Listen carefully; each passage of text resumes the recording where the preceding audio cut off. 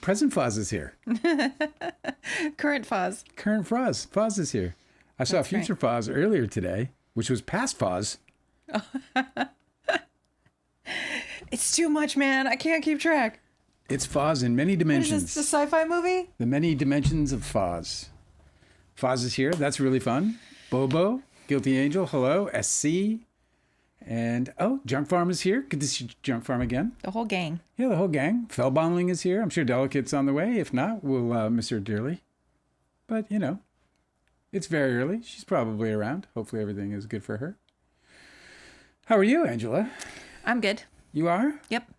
The Baldonis are partying because Lively got denied today on her motion to compel for sourced intelligence. Oh, wait! Remind me of what's sourced intelligence? I'm not really clear on it. Oh no! Wait, is that the web developer? It might be. I don't know. I don't know what it is. I'm not sure. I think sourced intelligence is the. They are so fucking happy about the website company. You let them have it, dude. Let them have like whatever little victories they can get. Because part of the really fun in reading the comments, though, is that what has them so damn excited is that they're like, I am so unused to her getting denied. So yeah, I bet. I'm actually super curious about what's going to happen now that Baldoni has some real lawyers. There was a clip that somebody posted, though, and here's what the clip said. It said in part in his decision, Liman's decision, it says, Lively, however, has, so it says, in her retaliation for claims of discrimination, Lively, however, has proffered no facts to support her suspicion that sourced intelligence was involved in the conduct she alleges to have been wrongful. She states only that one of the, quote, agents who participated in the alleged smear campaign may be sourced intelligence. That seems to be, at least according to the celebratory section of the It Ends with Lawsuits crowd, sort of the crux. Although some seem to think that that's him basically saying that there was no smear campaign, which is so obviously not the case. Listen, if like the smear campaign and the people involved in creating it and planning it and executing it are like a tree, I think source intelligence, like these kinds of subpoenas and stuff, I think they're like not even branches of the tree, but like twigs. Like they're at the very end. They're like the most distal leaves. I don't know what it is as far as a win goes, but she didn't get it. And I will say, though, that this language doesn't say much in terms of, it doesn't say anything. It simply says that she said that she believed sourced intelligence was involved in the smear campaign, whatever sourced intelligence is, and that the judge just said, no, you said you think somebody, or you think that sourced intelligence had a play. You didn't prove any idea of it. You know what I mean? So that's all. He was like, I can't grant you something I can't grant your hunches. You got to give me more than a hunch. She went in with a hunch and didn't get it. That was exactly why Baldoni's case got thrown out. He wasn't supporting any of his claims with evidence. Yeah, so she lost this motion before she could withdraw it. Yeah, that's fine. I think they're gonna throw this out there, try to get a win, which is it's interesting. Like I said months ago, I was really surprised that Baldoni never tried to get a motion to dismiss, since he just granted all of the motions to dismiss. Like Judge Liman was like motions to dismiss happy, and like he could have maybe Baldoni could have gotten one too if they had even tried. Totally. Oh, okay. Sourced intelligence. Yeah. Tell me about it. Now I remember. This is one of the PR companies. It's actually an intelligence company. We were talking about this in the context of when this showed up. I was bringing up all of those references like to an AI or no. Like I was bringing up all those references to Harvey Weinstein, because in Ronan Farrow's really amazing book Catch and Kill, he describes very clearly, very thoroughly all that Weinstein went through and who he worked with.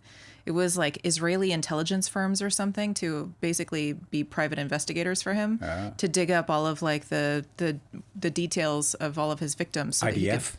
So that he could smear them. But Baldoni said that he had hired Source Intelligence to repair his reputation, which is really funny because it's not repaired. It was like number 4 that we found out about of all the services he'd hired for his reputational repair. It didn't work. Sorry, sir. None of these people can do it. We but are anyway, trying, but man, you didn't say the whole hull was missing. this one was really weird because the people who are like the guys who are working, you know, the names, the faces of Sourced Intelligence was like a former like military dog handler or something. It was like, I feel like if you're in the military and you do any kind of like, I don't know, like any intelligence work, any kind of work, really, you can like parlay that into like a technology company and like grift Americans by selling that you have like military intelligence training or something. Because everybody wants the real deal. The real deal is who Harvey Weinstein hired. Right. Those people are fucking scary. Yeah. I mean, they're crazy. Baldoni Well, the thing probably is that, wasted his like, money. all of Israel's IDF, so it's easy for any Israeli to come here and be like, I'm IDF. Oh, 'Cause yeah, they are. I know. It's like the easiest grift The whole ever. country is IDF. Yeah, all they have to do is like wear really cool sunglasses and they're like, sold. Where do I Look for sign? like the nerdiest Israeli and they're IDF. They're Tight shirt, muscles, sunglasses, and everybody's like, you're obviously a professional I can trust. It's pretty wild when you think about it, man. Because, you know, when you talk about indoctrination and just like, you know, gathering the herd. It's pretty wild. Well, this is actually something that's known about Americans. Like we have been really spoiled by this like general culture of trustworthiness with one another. I know that sounds weird in today's current climate, but there's a lot of people that wake up real fast to how gullible they are in business when they start to do business with people from other countries that were not raised with this kind of like, you know, like a Scouts honor type shit. You know, like I knew a bunch of people who had started like jujitsu gyms and were working with Brazilians, and Brazilians kept scamming them. And they were like, what the hell? And the Brazilians are like, don't worry, you're fine. It's fine. My cousin. This is just He's business. a black belt too. You're rolling with all the bunch of white belts that are black belts. I think overseas people probably know that Americans are pretty easy to Marks, they're marks. to rook. Well, there you have it. Can you do me a favor? What? Can you read for us Steve Sarowitz's rant? Yeah. That there's an alleged recording of that he is now requesting to be unsealed, but we'll talk about that in a second. I have multiple sources where I can pick this up. Is there one that you prefer that I read from? I don't know them, so I wouldn't have one. Okay, I have Blake Lively's amended complaint. I also have her motion for treble damages. Should I just find that one? I got my Lenny Bruce shirt on. I dusted off the old Lenny Bruce shirt, Angela. Yeah, sure. Whichever one that just, I mean, you know, what is it? A couple sentences that got released? Yes. I'll just, this is the motion for lawyers' fees, treble damages. It's stated in there, right? Yeah. Okay. I searched the word Hamas because these guys do. Because it's there. Oh my God. Like, yeah. Oh yeah, this is exactly comparable. To the generations-long conflict. Yeah. Okay. Okay, so you want me to what? You want me to read what Sarowitz said? Yeah. Well, here's this whole paragraph. I'll just start at the top of the paragraph because this gives context to what he said previously. So there were two statements that Blake Lively's compiling from Sarowitz. They were given at two different times.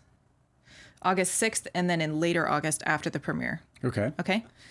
Before and during this litigation, the Wayfarer parties have repeatedly made clear their intent to retaliate against Miss Lively, including by weaponizing the legal system. As Miss Lively alleged in the second amended complaint, that plan, this is a quote, that plan was backed by virtually unlimited resources. Wayfarer's co-founder, co-chairman, and leading financier is multi-billionaire Steve Sarowitz, who divulged to a witness at the film's New York premiere on August 6th that, in quotes, he was prepared to spend $100 million to ruin the lives of Miss Lively and her family. He said that at the premiere. Why was he not like riding high and feeling celebratory? Because they were in the basement. Okay. Yeah, okay, I forgot. Okay. That was not the only time Mr. Sarowitz made such a threat. Later in August 2024, even though the film had turned out very well, that's also a quote, and Wayfarer had, in quotes, made a lot of money on it, Mr. Sarowitz confessed to another witness, an individual who was working with Wayfarer on an unrelated project, that if Miss Lively or Miss Reynolds, in quotes, ever cross the line, ever, then I will go after them. He declared, I will protect the studio like Israel protected itself from Hamas. There were 39,000 dead bodies. There will be 2 dead bodies when I'm done. Minimum. Not dead, but you're dead to me. So that kind of dead. But dead to a lot of people. If they ever get me to that point, then I'll make it worth their while because I'm going to spend a lot of money to make sure the studio is protected. So now apparently this is a recording. That's how it's. I was always wondering how it was such a clear quote. It's a recording. It's so verbatim. So at least this is I love that they included it all because it's so comedic that he like obviously looked up, saw the look in the person's eyes, and he was like, "Well, I mean, not dead, right? Well, dead to me. You know what I mean? Like maybe not because Steve Sarowitz, has petitioned Liman to unseal the entirety of the recording, which I'm so excited for because we'll just feast on it for days. But yeah. Yeah. So he's like, okay, well, I want to make sure that I guess everybody he thinks there's something in that recording that's going to make this sound better than it sounds. He thinks that it's taken out of context. I'm just kidding, Bob. Bob, I'm kidding. No. Were you recording this, Bob? That's the context. No, I'm serious. Like the context has to be like the next thing he has to say is like, okay, so that's how the insane megalomaniac in my new script sounds. What do you think? You know? That's what that's what the character who's exactly. Like some like trying to take over the world overlord. What a guy. I love this too. This whole like it was taken out of context. People don't understand. This is like thrown around way too much. Something is only taken out of context if in context it means something completely different. Correct. Like in you can excerpt. You can excerpt a situation. You can take excerpts from it. Like the Forbes interview. Right. Her answer was completely different. It was actually the opposite of the tiny portion of her answer that they extracted and made viral on social media. Correct. So in context, it changes the meaning. I don't know what kind of context could change the meaning of I will protect the studio like Israel protected itself from Hamas. There were 39,000 dead bodies. There will be 2 dead bodies when I'm done. I mean, minimum. The madness behind saying something like What's that. the context of that, buddy? How's that going to change? What the fuck? Yeah, let's hear the whole thing. Man, I'm so glad that I don't have to work at a place where that shit might be around the water cooler. Like where that kind of toxicity might come out of somebody's mouth for any fucking reason. Yeah, what's this fucking problem? Like that is cancer causing shit right there. That is like nasty, gnarly shit. It's just so weird that they had so much hatred for each other.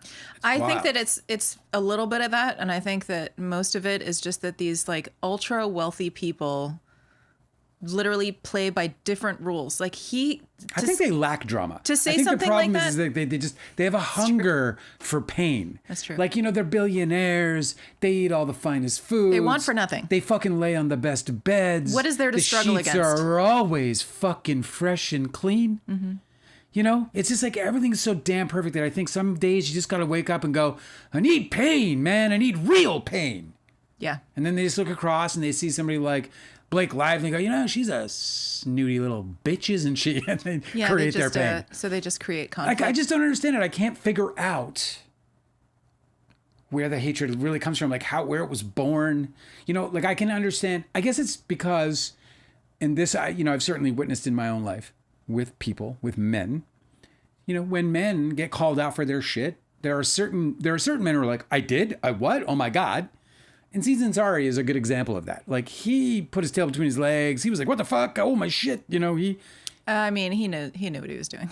I'm not defending him. Yeah. I'm saying that his reaction wasn't like what we see coming out of Baldoni, for example. Yeah. So there's these types.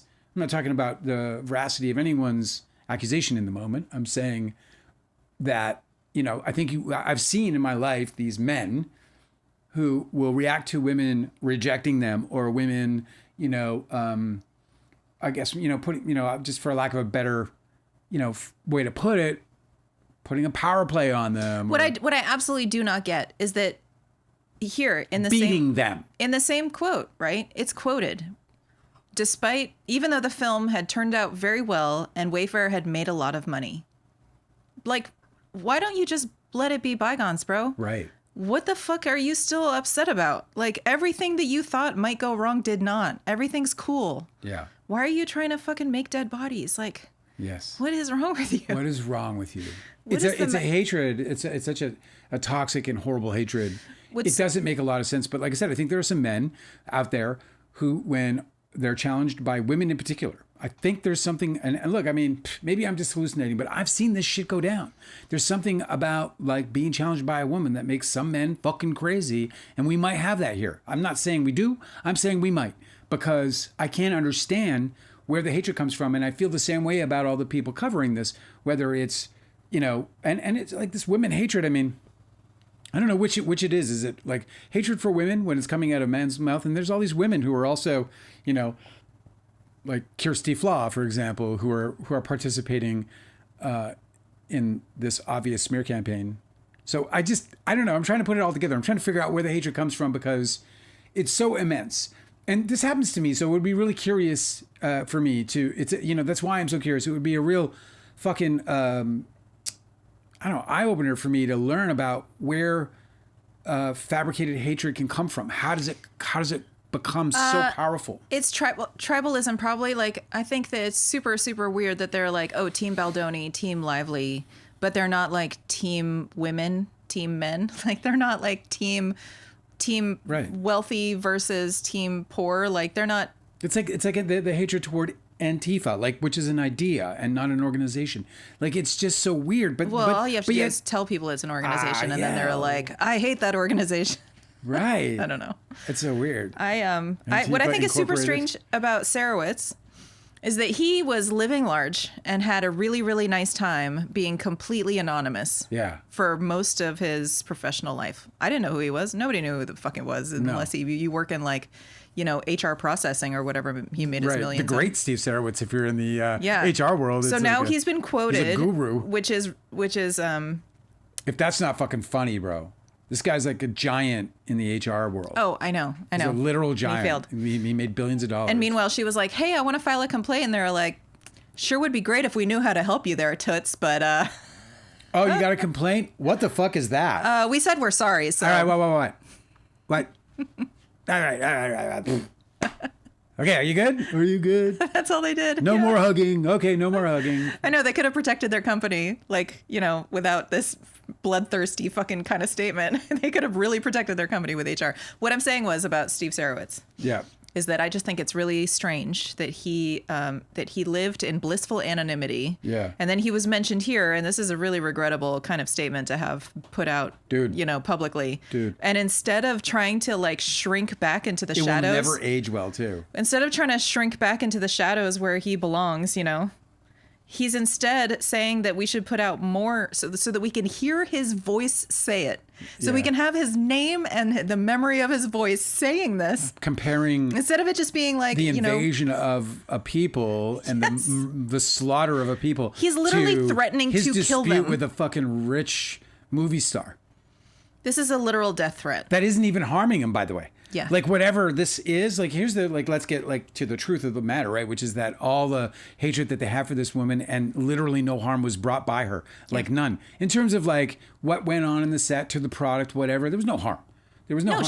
She attached immense assets. And she that gave they them couldn't have gotten without her. And she gave them opportunities to fix the problems. She gave them opportunities to fix the problems. And this is the really interesting thing about the record. The one thing that can't be argued about the record is that she gave them opportunities to fix the problems. And those opportunities were all negotiable. We know they were negotiable. Yeah. Because everything is fucking negotiable. And so, and on every, and the interesting thing is that they signed the so-called 17 point document or whatever after the big shouting match with Ryan Reynolds and whatnot. And then according to all parties, everything was copacetic, man. It was all good. Let's just ride this out now. Let's just play ball the real way. Yeah, so what happened? Let's just show up at work and do the work and be done with it. And interestingly enough, when you actually look at correspondences that would have taken place after that 17-point document was signed, and there are plenty in the evidence. You see, there's a lot of exchanges of just like, okay, we're working together. Let's do this. It's so strange. I think did the slow dance scene happen after the 17-point document? No. It was before? Yeah, that was in the first month of filming the slow dance. Yeah, that was gnarly though. That thing was gnarly. The more I think about it. The more I think about it, yeah. It's always that way. You know, the last time I watched that thing and now that horny growl video will never leave me. That horny growl will never leave me in a situation. I'll tell you why it'll never leave me, because this is the part that men don't see and understand and know. We don't know this stuff. We don't know this stuff goes on. These little private, intimidating moments that men can put on women that can really fucking, you know, jolt their world, you know, that can really offend them, and that could really also make them feel things like fear. In this case, I don't think there was anything like fear, but you know, that horny growl, man, I'm like, man, if that, like, that's intimidating as fuck, man. When you have nothing but, when you have absolutely no interest, and the person that you're dealing with this for, and you know that there's no in character things. Blake Lively has been around the game long enough. She knows when she's, you know, slow dancing with somebody who's in character versus somebody who's trying to figure out how to shoot the scene or whatever it might be. Yeah, I also was thinking about why she didn't just like verbally correct him. Like Yeah. I just could see. So he does the horny growl in her face. Yes. She purses her lips. She looks directly into his eyes, and she kind of does this with her neck where she's just like, what the fuck? Like, you could see it on her face where she's just like, excuse me? She definitely reacts to the sound he makes in her face. She does. And so I was like, okay, well, how come... Muscles are triggered. How come she didn't take just that very next small step to just be like, what was that? Like, let's take a little break. Like, do you have everything that you need? Are we done here? You know, sort of thing. I mean, one reason might be because she knows that they can't go on much longer. Yeah. Because it's a 2-second. That's right. MOS. I know. Part of montage. God. Of a montage. So we're just watching her like suffer.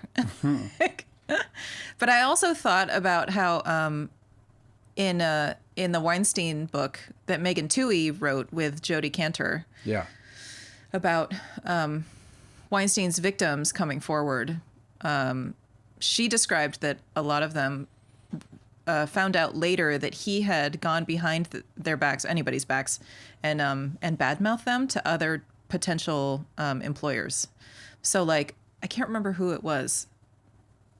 Guillermo del Toro came out, and he said that he had a conversation with Weinstein, and they were talking about casting. And he put forward an actress's name. I can't remember who it was. Oh, yeah. What was that? Was it... Who's the actress in Heat? I think it was her. In Heat? Yeah. What's her name again? Amy Brennan? No.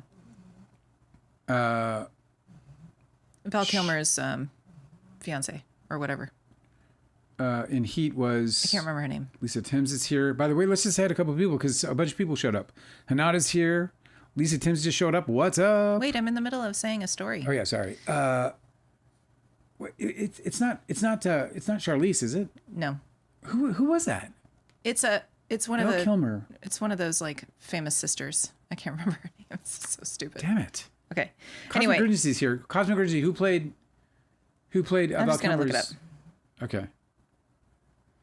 So just watch this fucking movie. I know. And I'm going to feel so stupid when I look this up. Ashley Judd. I think it was Ashley Judd. Yeah, Ashley Judd. Anyway, Guillermo del Toro was telling the story about how he was talking to Harvey Weinstein about potential casting choices, and he put forward an actress's name. And I think I recall it being Ashley Judd. I'm not sure.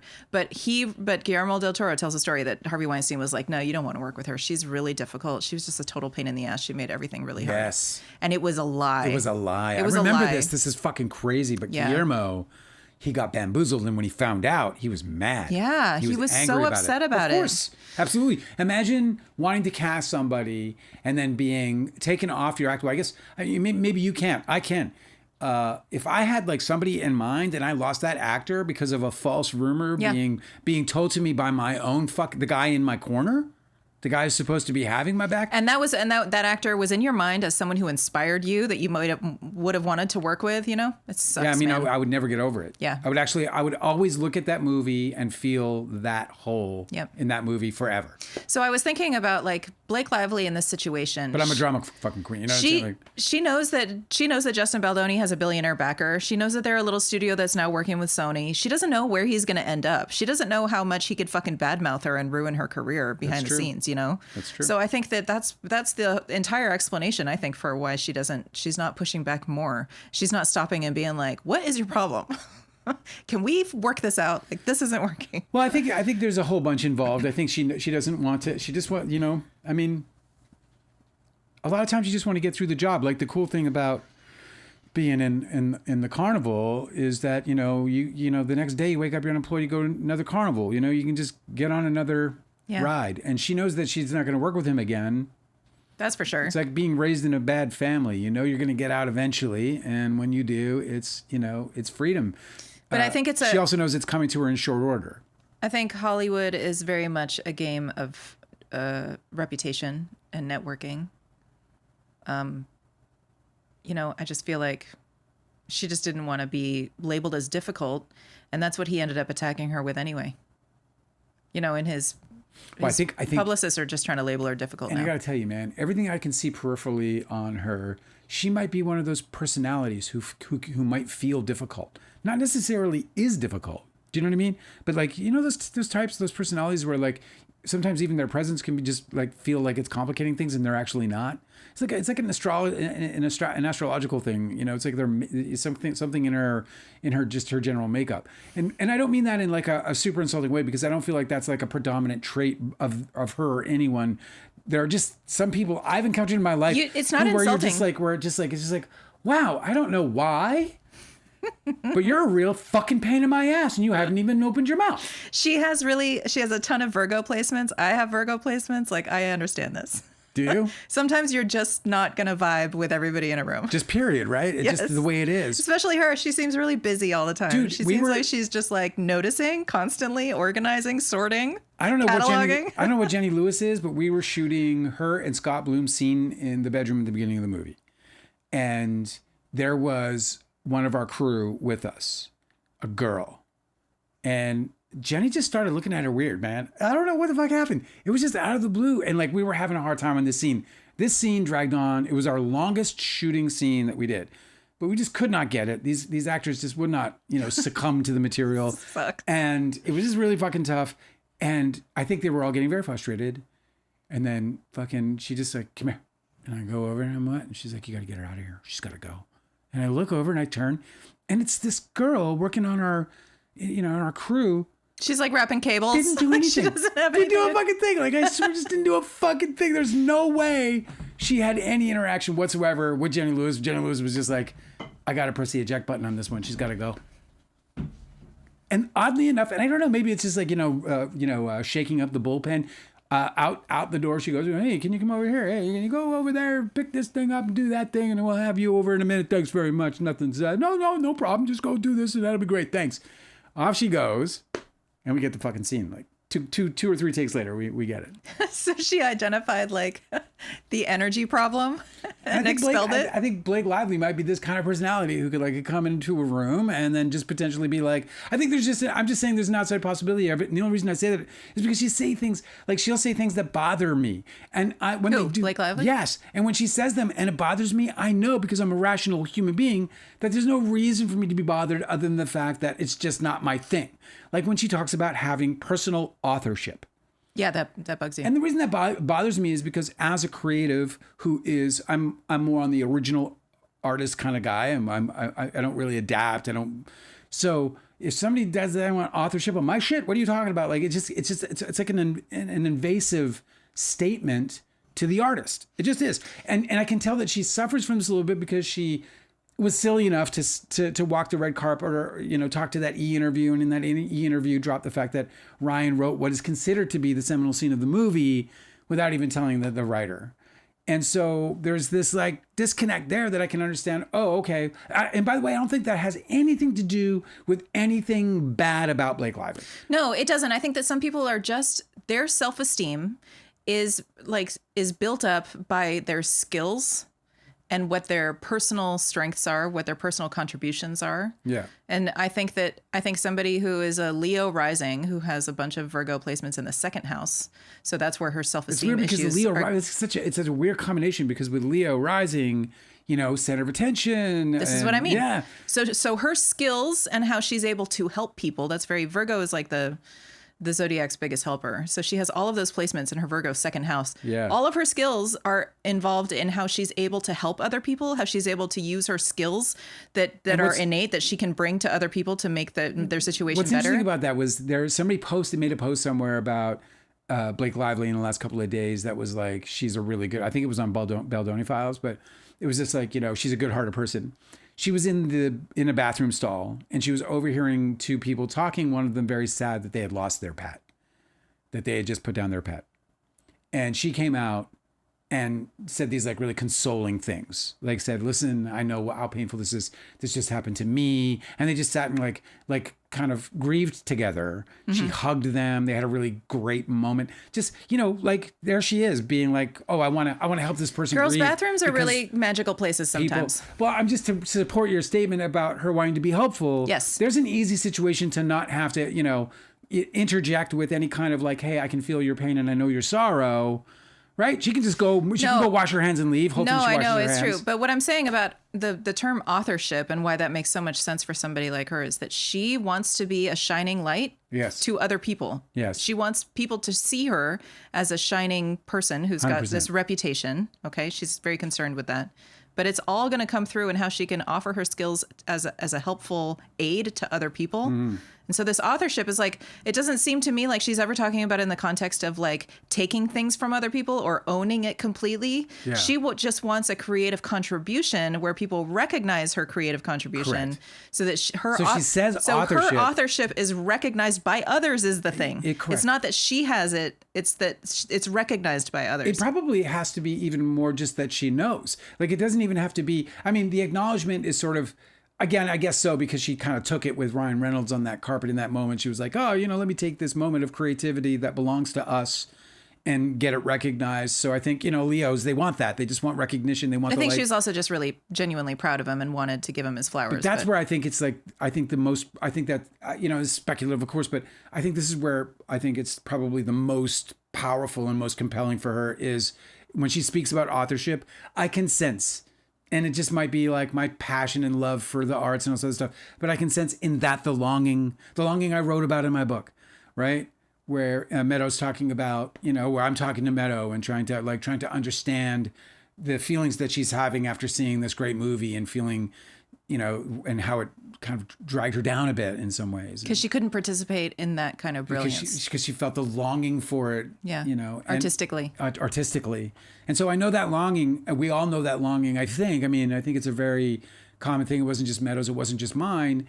And I think that, it can be somebody like Blake Lively's in a minute, especially if Blake Lively is the kind of talent that people are hiring to say, hey, man, I just want to get, how the Wayfarer parties said to Shane Norman, we need someone that looks like you. Oh my God. Well, that's really true for beautiful women in Hollywood. Like they get hired for that reason explicitly in so many movies and for so many reasons, not for their acting skills. They just need to be adequate, right? Just ask Tara Reid or just ask, so many actors out there who just got quickly thrown to the wayside once they realized that they had such a short shelf life, right?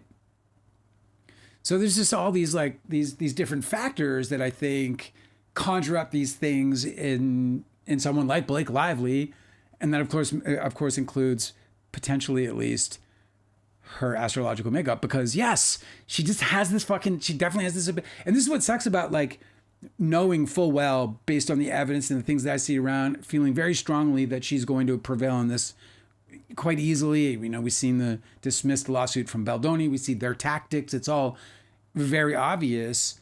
But this part of her makes it so hard to be on her side because she does have these things that, where you're like you see somebody on the other side, we'll call it, who are just like ripping her, and I'm like, yeah. And it just kind of does that sometimes. What I don't 'Cause she'll understand is fucking like put her foot in her mouth. she's not conveying any selfishness when she makes a statement like that. She's not. She simply wants to be included in the collaboration when everybody else is collaborating. Yes.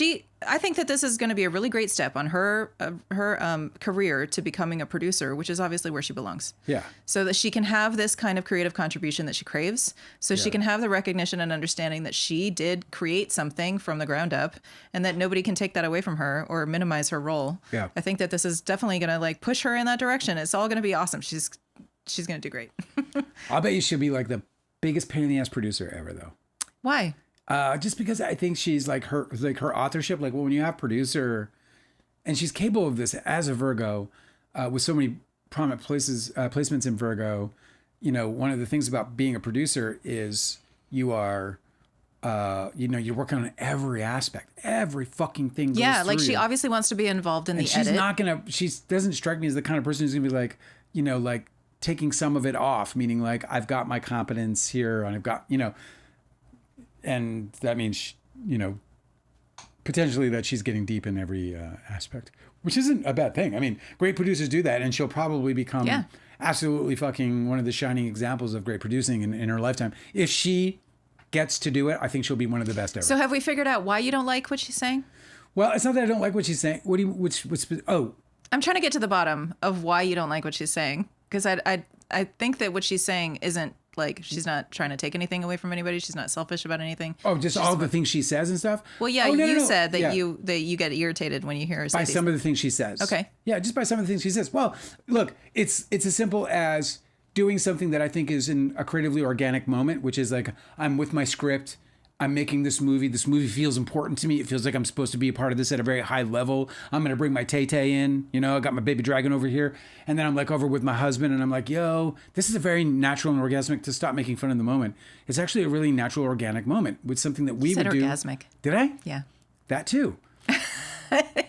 I bet it is when you finally get to like create what you want. It's certainly stimulating. And bring it into the world. It's certainly stimulating, but you're in that moment, you're reading the script, you're feeling inspired. This is a really, true organic moment in Hollywood between two lovers. Be like, babe, check out this fucking scene, man. I feel like something's missing. And then you have a couple of ideas that you throw out there. You're like, something's missing. I don't know. It could be this and that. And you throw this other thing out. And then the spouse, the friend, the collaborator, the lover, they're like, oh, but what? You know what? Let me. And all of a sudden they're rapping it out. This is a common occurrence in Hollywood. This is something that happens all the time between creative couples. We do this in our house all the time. I'll be like, hey, man, I got this scene. Let me tell you. I throw it at you when I'm writing. And then you'll be like, oh, blah, blah, blah. And you'll hit me with 7, 8 notes. And I'll be back in the office ripping for 3 more hours, maybe even getting mad and throwing a couple things before I bring it back out for a second round. I'm actually super excited to get back to that because, you've been working on your memoir for so long. And that's like, I can't really offer any ideas unless it actually happened, No, you've tried. It'd be really cool if she's come back. She would be giving me notes for To Real, like, and then she would be like, I really think, and she like totally like rethink the whole idea. And I didn't do that. But Angela, that didn't happen. And you're like, oh, that's right. No, you did. That happened more than once. You were like, shit. Like, it has just to be do true. This and do that. And I'm like, I can't. You're like, why? I'm like, because that didn't happen. And you're like, oh, right. Yeah, no, yeah, you, of course. Yeah, no, this is great. This is great. I know. I can't wait for you to get into fiction again. Yeah. Do you want to get into the comments? Yes, we should. To the chat? Yeah. I think you read from Foz earlier. I hope we get to hear the recording of Sarowitz. I also want to ask if you recall that the New York Times said that they received a video along with the texts. Do you know what the video was? No, I wonder if it's the slow dance, but I don't. Oh, well, no, the slow dance came from his side. No, it wouldn't have been because she would have amended her complaint. So it wouldn't have been the slow dance. I don't know. When she was asking for the dailies, I have a suspicion. I said that like a slippery snake. Because I was going to say sneaking suspicion. I was like, that's overkill, Angela. Don't say that. Easy.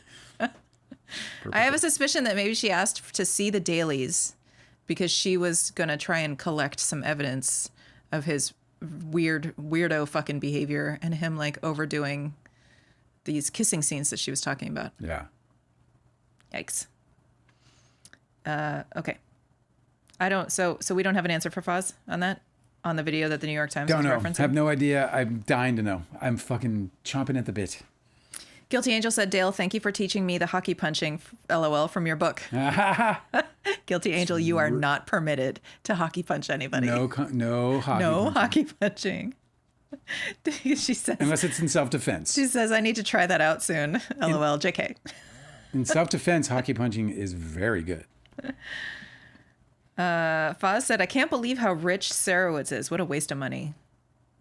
Well, I think pretty much every billionaire is a waste of money. I mean, obviously, it's just money sitting on a shelf. It's just resources sitting on a shelf. It's a bunch of fucking empty houses all over the fucking country that other people could be living in and buying, and that could, do better at leveling off these fucking outrageous prices and so on and so forth. So, yeah, he and every one of them are a waste of money. They're all a waste of money. There's not a single billionaire, not one, not Taylor Swift, none of them. I'm talking their money.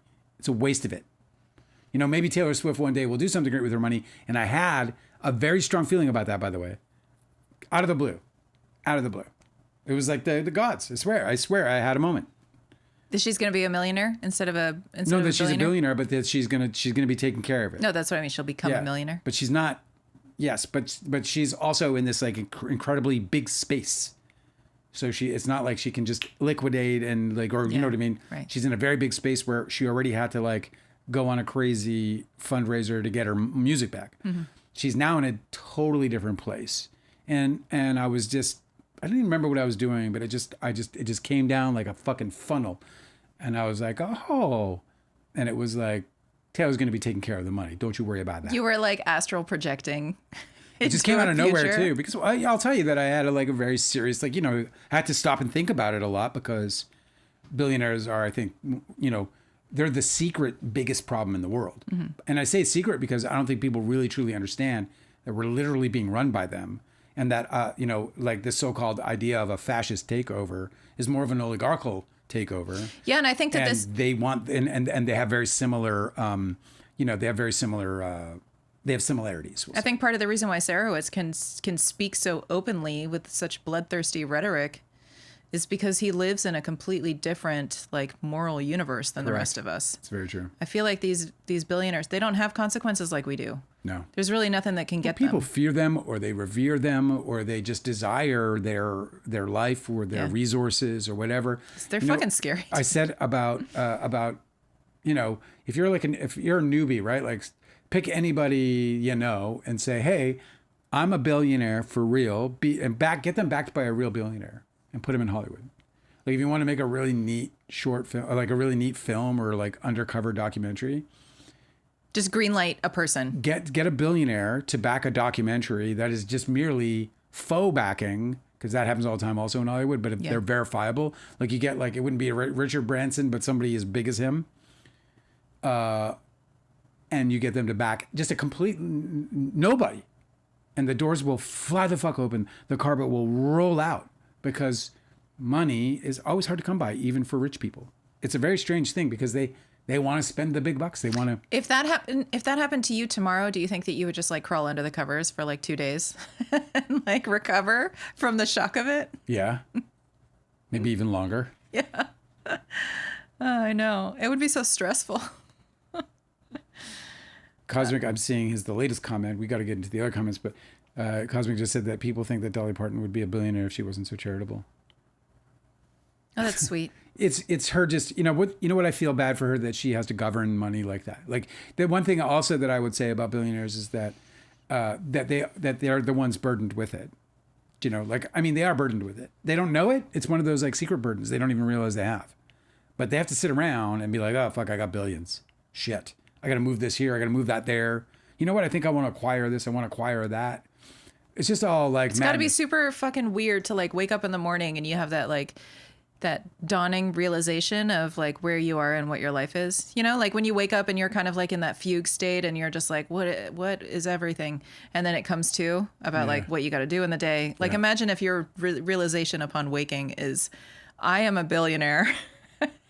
And I live in a fucking castle or whatever. What's weird is that... And I have everything that I need. Yeah. So I might as well go to the moon? I don't know. I mean, maybe that's why... Some people want to go to the moon with their crypto. I want to go to the moon. Maybe that's why they always seem so miserable, because they're not like, okay, what do I have to take care of today? It's all taken care of all the time. The Junk Farm said, I can't believe that Steve Sarowitz made all his money selling HR software to HR departments and then runs a company without even basic HR. Yeah, with not even the ability to file a proper complaint. Yeah. Yeah. That could have protected it's them from all of this. What's interesting about it is that it's a database company or a software company.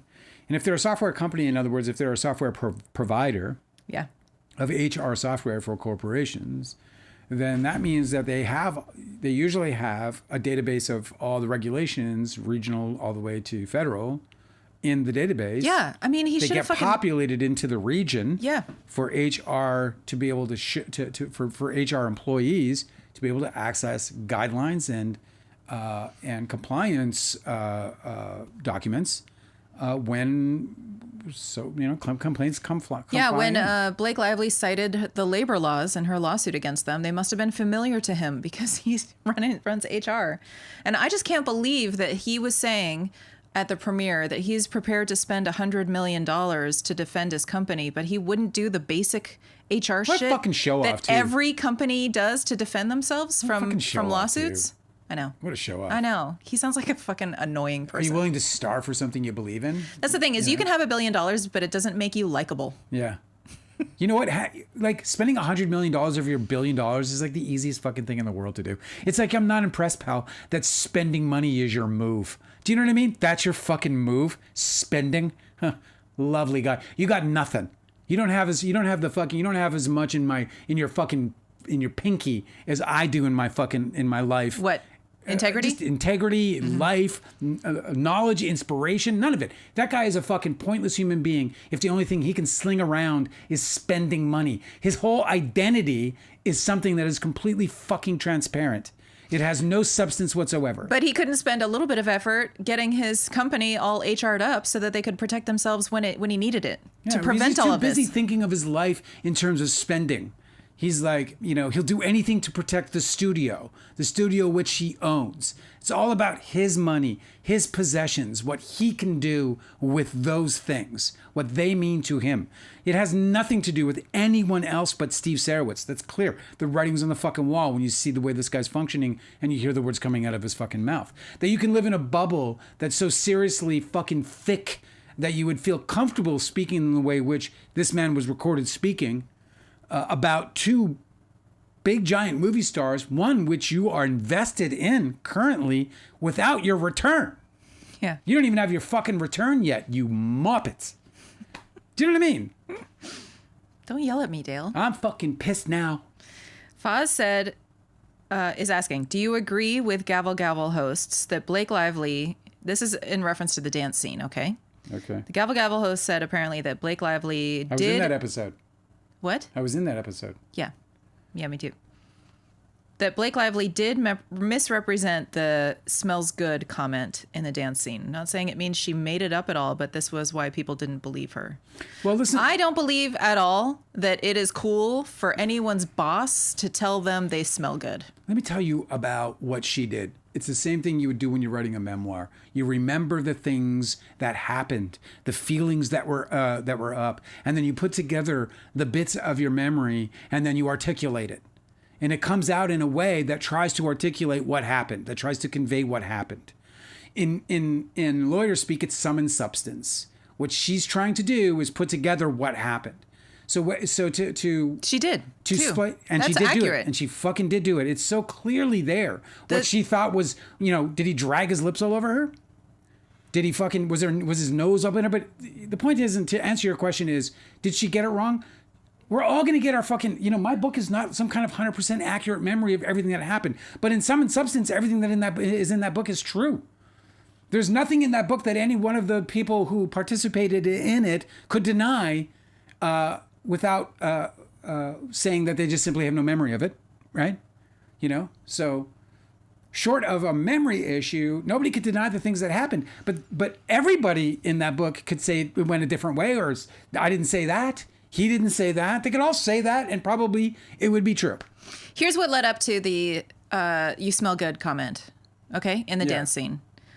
Justin Baldoni said when he was going in to nuzzle her neck, he said, am I getting beard on you today? He started that statement when he's apart from her, this far apart from her face. Yeah. And then he says it as he's going in. Like, brother, if you're concerned about getting beard on her, don't get more beard on her. I don't understand what that comment is. And then she spoke about her body. And then she said, I'm probably getting spray tan on you, which is, I believe, is like a little defensive. Where she's like, if you're not concerned enough about what I'm getting off of you, like beard on you, whatever that means, then maybe you will be concerned about what you're getting on you. Like, I don't know how to get you to fucking take 2 inches of fucking space between us, you know? And then he says, she was just saying, I'm getting spray tan on you. I think I'm getting spray tan Whatever on the you. reason And then is. he said, like, as he ran his nose up her neck and across her ear, he says, it smells good, right in her ear. And I'm just like, that's her fucking boss. Her reaction explained that why she, like she articulated that event in a different way than it actually happened. But her reaction to the event was exactly the same, because as soon as he says that, she responds with something to the effect, well, no, it's not that. It's that it's like she was. Well, no, it's not that. Where she's just like, why are you talking about? Why are you talking about what I'm smelling like? I don't care. We were actually talking about how awkward this fucking was. Yeah, she's like, not how sexy it was. I'm not concerned with your opinion of my smell. Thank you very much. By the way, I want to clarify something, because you know how the internet will come back and haunt you. So when I say that in my book, people will be able to say that what they said wasn't true, and that might be or wasn't exact, and that might be true. Understand what I'm talking about, right? I can't possibly, and Blake Lively can't possibly be expected to have, and neither can Justin Baldoni possibly expect to have every moment remembered exactly as it did happen. And there's no real way, without the benefit of having it recorded on video, of knowing what exactly happened in any given moment at any given time in our lives. I've seen, and if you're honest, this has to have happened in your life, because it certainly happened in mine more times than I can remember, where I've been in some kind of situation with somebody, and either I or they completely mischaracterized moments that were a couple of hours prior. They just mischaracterized it. They got rewired in the way that they remembered it, or I got rewired in the way that I remembered it, and it comes out in this totally different way, and either it gets corrected or it's forever, lost in, the ether of, sort of mismemories, So it's just like, it's just like to split hairs on these things. Let me tell you something. I know that Leonardo DiCaprio did the things that he did in this book. I know that he said many of the things that I have him quoted as saying in this book. And I also know that my memory is not going to be perfectly flawless. Blake Lively's memory is not going to be perfectly flawless. But to say that her description of what happened in that slow dance scene was inaccurate to her memory of it, like that or to what we saw, I should say. So her description of what happened was not inaccurate to what I saw. They were both the same as far as I was concerned. While her memory was clearly not exact, the event itself, by the way, just to sort of throw in a little support for her, this is the same moment that Abel and Nathan saw and commiserated on how gross it was. Oh, they weren't specific, but they said that Justin Baldoni's behavior was gross. No, there's one, I believe, and I could be mistaken, but I'm pretty sure they were talking about the dance scene. Oh, really? Yeah, I'm pretty sure. Because I think this dance scene, because remember, if you watch the Horny Growl episode, if you were here for the live, I think in the first minute or two, I say cut. Print. Yeah. Let's go. He got it. And anyone who knows anything about film on that set knows that it's a 2-second MOS part of a montage. He got it. He could have went and got the safety, which would have taken another 3 minutes. Because it was a wrap. By the way, that should have been a call by the AD. The AD was like said, hey, that's circle take. We should book it. I know. But the AD didn't. He's the director. He should be like, that's good. Are we good? Did we get it? Like, really, he knows what it is. Did we get it? Are we gonna do one more? Like, he should even want to get on with the day. I know, right? So it's the context of that moment. He doesn't want to get home to his family. He doesn't want to get home to his to rest, after a long day of sexually harassing Blake Lively. Maybe not. I had a couple of friends who didn't want to get home to their family. It's a sad thing, but I hope I'm making my point that the event itself was offensive to her, and the excessiveness of it was one of the factors, and it was a major factor if you're paying attention, because again, they could have been out of there in 15, 20 minutes. We did shots like that. Everybody does shots like that where you're just in and out. I like that I like that suggestion that it was the AD's responsibility to be like, okay, you got it, we're done. They were just going to let him continue going and be the director from the other side of the camera. Yeah, and it needed to be somebody on the monitor saying, that was great. Yep. Like, there should have been a producer. Yeah. Jamie Heath should have been there, somebody. But the truth is that he didn't want to stop fucking groping on her. He wanted those lips on his lips. That's fucked up. I believe that real foul, face of his at the end is disappointment. Very possibly a face of disappointment that he didn't get any action. Tanner was in the chat, said Tanner just is popping here. in to say hi at work. I feel bad I can't watch you guys all the time anymore, but I will always support you both. Oh, Tanner's so sweet. it does suck, man. I can't wait till he's back. He'll come back. He's not going to work nights for the rest of his life, and we're going to do this forever. Miss you, dude. I hope you're catching the reruns at least. And if you are, just leave some comments so we'll include you in these lives. We'll do past Tanner into present Tanner, so future Tanner can enjoy it. The Junk Farm said, I was a little skeptical of Sarowitz's quote of the $100 million. Yeah. And now it turns out that she has two separate witnesses hearing him say these ghastly things. It's not that, but I believe there's a recording. There's and when you read the quote, it's very exact. I read today that he's asking for a recording to be unsealed. Now, if the recording is some kind of notary statement or something, that could be it. I wonder if he's trying to get the audio unsealed because the person who he's talking to is also in the audio, which means they would be identified, which means they can be bullied. Yeah. That might be why he's like, yeah, release the audio because I had a back and forth conversation and we'll be able to tell exactly who that is. He wants to out it. Yeah. Well, he knows who it was. There was limited people in the room. The thing about billionaires is they will, or just like people in powerful positions. Some of them, there are those who will fucking shoot their mouths off at anybody. But most of them, fucking golf caddy. Most of them keep it confined to the upper management around them. SC said, I see a downturn in Blake Lively and Justin Baldoni videos from influencers. Seems they only care when the views are there. Yeah. What about us? We've never done it for the views. We've never done it for the views, but they still said we were getting paid. We were fucking, I think, when we were on TikTok, we pulled some decent numbers. Like, I mean, they're not really great or anything, but we had like a couple of nights there where we were like 4,000 or 5,000 visitors, where we had 300, 400, 500 peak. And it was all Jed Wallace's team in Hawaii, There was a lot of shouting in them chats. Scientist said, Steve Sarowitz didn't put together that such a detailed quote meant it was recorded, and so just straight up denied it happened in his answers to her complaint. Yeah. Amazing.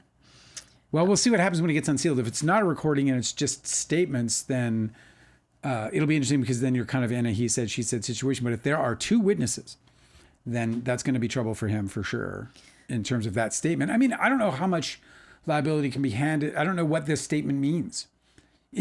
Like his statement sounds like a litigation threat, and a litigation threat is not illegal. No, it's retaliation. It qualifies as retaliation. Well, this is where I don't know that the statement does, because the statement is if they cross the line, and so I guess if they can paint the picture that by filing an SH complaint, but this had to have already happened by then. She's making protected claims. She has the legal ability to go to the press with it. I know all this. I'm saying it has to have happened already for him to be saying these things. No, but he's saying if she does, so that's retaliation.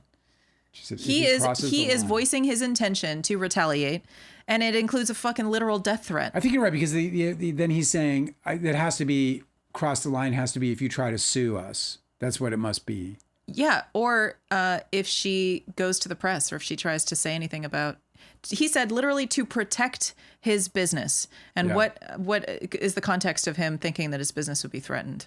Lawsuit. Reputationally or a lawsuit, right? Either one. Lawsuit. It'd be lawsuit but they both, are encapsulated by a lawsuit. Well, the lawsuit itself, and then of course. Soul Bliss is with us. I wonder if part of it Hey, what's up? How you doing? is having been wealthy / a billionaire for too long, way too used to everyone kissing his arse. He believes he's the smartest, most righteous person in the room. Yeah, this is it, man. I think this is hubris all the way. I think you see, I witnessed it. I lived with it in Los Angeles. Leonardo DiCaprio did what he did to me out of hubris and hubris only. This was him exercising a power against, I think, all future foes. I think he eventually recognized an opportunity to completely squash me in front of everybody, and they could just all go, whoa, dude, I don't want that to happen to me. Yes, sir. No, literally the fucking producer that I was speaking to about possibly creating something with you said, I can't get on the wrong side of DiCaprio because what happened to you was a cautionary tale to everybody else. Everybody. He it could have happened to the him. movie and our career. Yeah. And he will, and everyone knows. And let me tell you something, that we are not an anomaly. People in Hollywood have their careers destroyed by powerful people in Hollywood all the fucking time. But the difference is who would do it. When you know somebody will do something, you know what I mean? Reputationally. So it's one thing to threaten, and it's another thing to do it. There's a lot of threats. I'll ruin your fucking career. You'll be buried in this town. Yeah, right. And then they're the ones who actually do it. And Leo did it. You know what I mean? And that's what makes him nuclear. I bet he loves it. Being the king of the world and all. Dude, when he kissed Matthew McConaughey when he won for Buyers. Oh my God, I know. Dallas Buyers Club. That was so cringy, bro. It was the cringiest thing. I kissed him twice on both cheeks. Oh my God. What are you fucking Did you Don? whisper in his ear? What did you whisper? We're all dying to know. Alyssa's here, said hello, everyone. Alyssa, hi. Aw Scientist said, thank you, Angela. I've been saying all along that there's no context that could ever make Steve Sarowitz quote, okay. No, there isn't. Hey, by the way, Alyssa, I'm so glad you're here. I hope you're still here. We had some people come in here from Don's Plum because there was some talk. I don't know the whole context, but I came up, or my book came up in some chat that had to do with the premiere of DiCaprio's new movie in London. New movie, yeah. Yeah. And so I'm telling you this because I suspect that there's going to be, in these coming weeks, lots of DiCaprio talk on this channel. So, and Don's Plum and all that. Oh, and Alyssa was looking forward to that? She loves all that, yeah. Okay, great. That's fun. Renata's here. Good evening, everyone, she says. Renata. Lee said, Perez admitted his views were done lately, and he said he was going to start covering other stories. I'll believe it when I see it. I don't find his sincere. That's interesting that their views dropped off. Maybe they stopped fucking paying. They finally stopped paying Jed Wallace, because he was boosting everybody's views. Cosmic Urgency said Taylor Swift's first single off the new album is The Fate of Ophelia, which is one of the songs, along with Ruin the Friendship, that Baldoni people are counting on being about Blake. Do you know the story of Ophelia? No, I don't think I do. It's Shakespeare. Does Ophelia kill... I'm not the big Shakespeare guy that you probably think I am. I can't remember if Ophelia kills her husband or something. I can't remember. I read all the adaptations. I know. I'm really bad at Shakespeare. It was always like way over my head when I was trying to read it in high school. I memorized some. You memorized some Shakespeare? Yeah. Do you still have it memorized? I'll think about it. I'll see if it comes back. Can you drop some Shakespeare on us? Is it a sonnet? I forget where it comes from. I'll have to think about it. Yeah, I used to have some. I remember I busted it out one time in a soliloquy when I was drinking. And I just busted it out and I nailed it. It's easy to remember that stuff. And I nailed it. When you're drinking. Everyone was like, holy fuck, where did that come from? I was like, it was in a book of poems that I was never a really confident Portuguese speaker, but when I was drunk, I was like smooth. You were ripping that, right? Yeah. You were just ripping it So out. I can imagine how you'd remember poetry when you're, memorized poetry when you're drunk. Foz said, I wonder if Emily Baldoni knows what's happening. Cosmic Urgency is correcting my English. She said it's nuclear, not nuclear. I said nuclear. Nuclear. Hey, listen, man, I'm from Canada. I'm going to mispronounce shit. I'm older. My tongue is a little... Hey. Flaccid. Listen. And atrophied. Dale. Listen. Atrophied tongue. Yes. You with me? That's my new record. Atrophied tongue? Atrophied tongue. It's you like playing the spoons. That's it. Because you can't sing. Because I can't sing or talk. Okay, listen. Okay. Okay, Foz is saying, I wonder if Emily Baldoni knows what's happening. After all, this is like the third lawsuit in a few years. Insane. She's too good for him. I think you're right. And I think that it's got to be a really bad situation for her. And I think these are these moments where you just like, you got to either buy in or walk. I know. And you're sitting there and you're looking at your kids and you're looking at your bank account. The kid made like $70 million off of the movie. Like they, I mean, he didn't personally, but the studio made $70 million. He has 27% share in Wayfarer. So, his take on that 10, 15, $20 million. So he has a lot of fucking money. And I guarantee you they took their money. Like, trust me that. They got their money. Also, if you see somebody reveal a really vindictive streak, do you want to sort of put yourself through what it might be to be on the opposing side of him in a new litigation?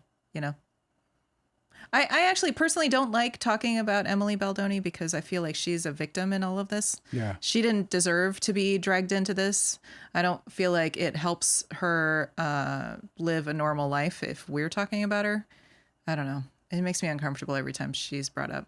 I started bringing her up about how, like a little earlier on when we were telling the story, because I was so curious about how Baldoni had her on their podcast, and she was openly critical of him, and he was cool with it. And I thought that he deserved a lot of credit for that, and I thought it was really cool that they had that kind of. It was really funny because she was saying that she had a big problem with how basically self-centered he was.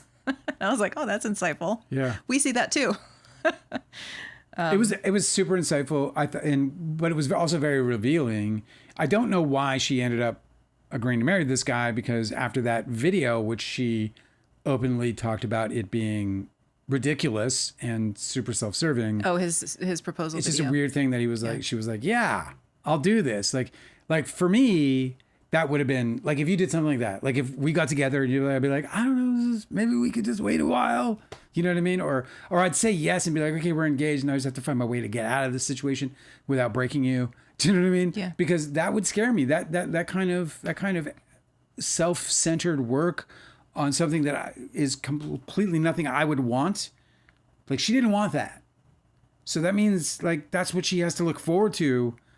I mean, this is, you know what I'm saying? Like when you talk about the foundation, it's like, hey, I'm really more worried about me and how I look in this situation rather than you and how you feel. It reminded me of those like YouTube channels where it's like two parents have a YouTube like a program where they have their kids in it, and the kids never really have a choice. No, that's totally what it reminded me of. Yeah, and you of. start pranking your kids and shit. Yeah, just for clicks, But anyway, everything has gotten so much worse since I first started talking about her that I just kind of don't feel comfortable doing it anymore. Delicate said something interesting. She said, do you think the concept of a mean girl is sexist? And you know what's interesting about that is I think that Mean Girls' origins came from girls, right? Girls dealing with mean girls. And then I think it became sexist. I think that it was something that, in the same way that, in the same way that, what would be a really good example, woke would be a perfect example.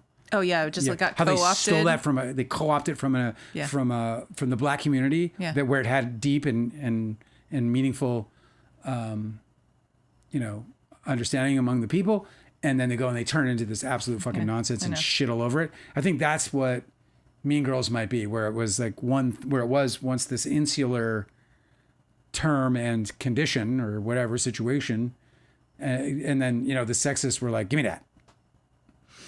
I think that the whole like mean girl thing is like there's an archetypal like a type of femininity that manifests that way, where like the person is like trying to exert power over others by these shows of like bravado and arrogance and stuff. It's just like, I think that it shows up in teenagers a lot because they're just learning how to communicate and they're just learning the power of their words.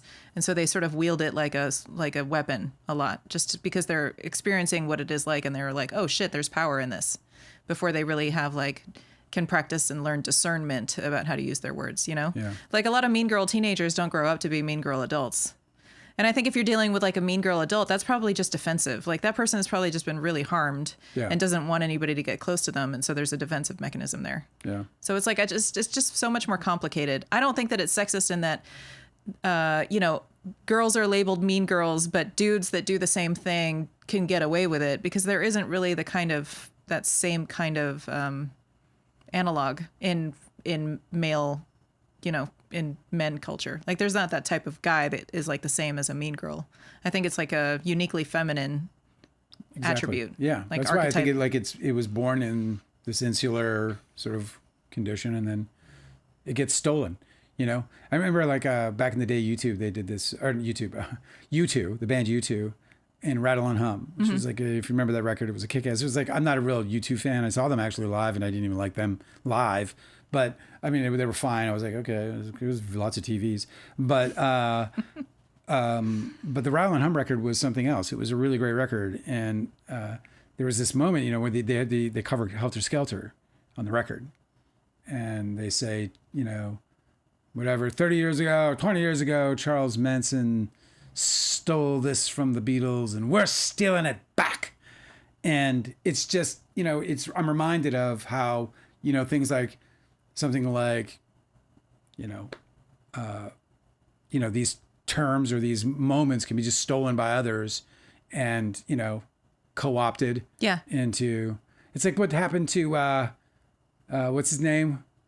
What's his name? Fuck. God damn it. It's so funny. The guy who not Sebum, what? You'll know what I'm talking about it'll click for you too in a minute. I don't know. You're not saying the guy anything. whose name got SEO'd into like oh yes, Santorum. Yeah, Senator Rick Santorum. Yeah. He was so cruel to gay couples that one of the biggest gay podcasters decided to rebrand his name as the word to describe the frothy mixture. Oh God. That's a byproduct. Oh, you can tell him. No, I'm not going to say the rest. And I thought it was really funny that you said U2, that you went to see U2 with all their big TVs. Yeah. And it reminded me that there was a time before every stage production. Zoo TV. I know every stage production now has like massive TV screens. Yeah. There was a time before that happened, and U2 were the first ones to do it, and it blew everybody's minds. Yeah, it did. But it was like they were there first. When you said that there was so many TVs, like that's what they had, like a grid, because it was like they had to do individual screens. Yeah. Because they didn't have the technology yet to build like a wall of light. Yep. It's really amazing. And then like before that, they would do like a wall of like literal light bulbs that would like flash on and off. Yeah. So we've come a long way. Nick's wife is back, and it's so good to see you again. She said, "I'm only curious, so please don't be mad." I don't think I'll be mad. She said, "You say your career is ruined, but I checked online, and both you and RD have still produced things." Well, it's a little complicated. Well, first of all, the films I produced, I produced one with RD, which is April Apocalypse. And we represented those guys. Those guys in Hollywood. It was like two filmmaker, like two brothers, right? They were brothers, the writer, director, and then the producer were brothers. And RD did end up doing some producing. And that would be the ruining of our career in terms of what we wanted in our career and where we were headed. We had a 3-picture deal with Jersey Films. We were being represented by the biggest agency in Hollywood. We were about to be... RD was represented as a director at CAA. That's what I'm talking about. Before they dropped him as a result of Leo and Toby.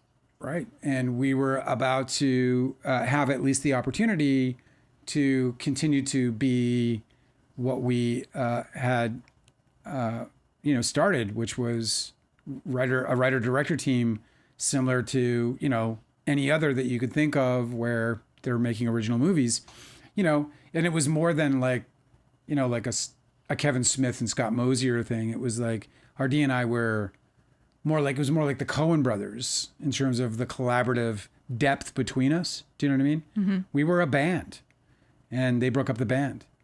And, but worse is that I lost all my friends, Nick's wife. I lost all my friends.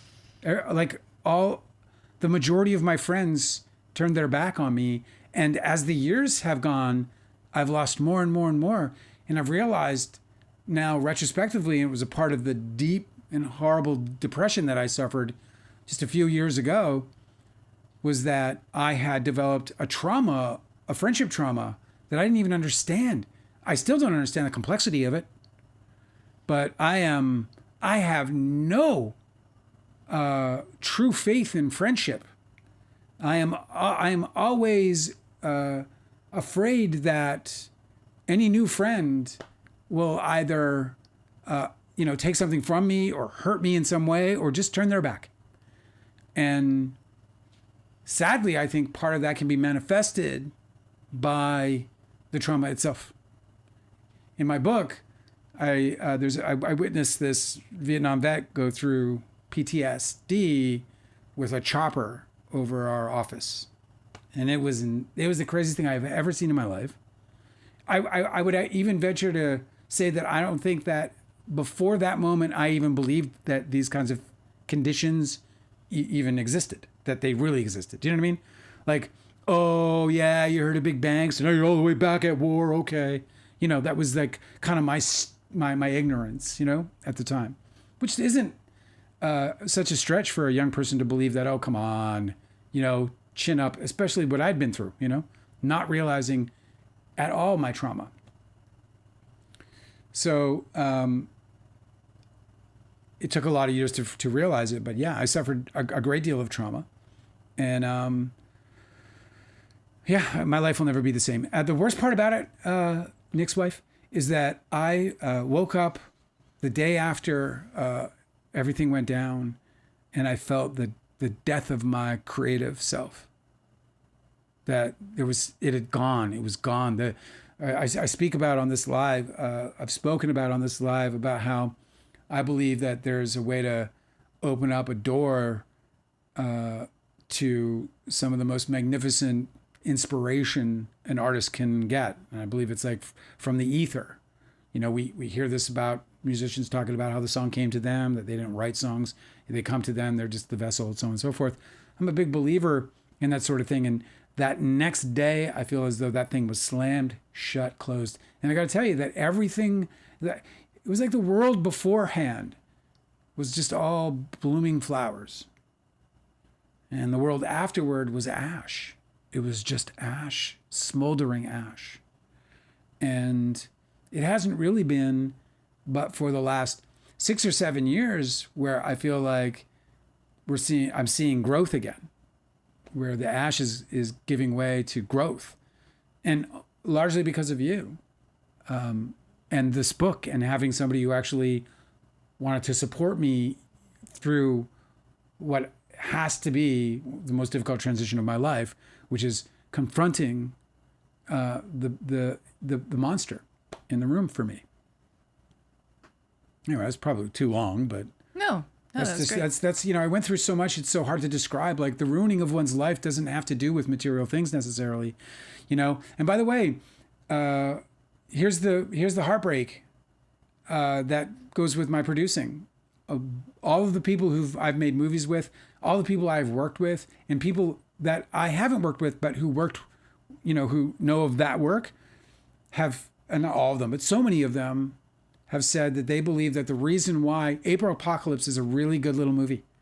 There's no reason why this movie didn't go on and do decent numbers. Not like a hit, just decent numbers in our minds, right? And everyone that I get from feedback on it, they're all like, yeah, I mean, it's a nothing movie, but it's like a really pleasant nothing movie.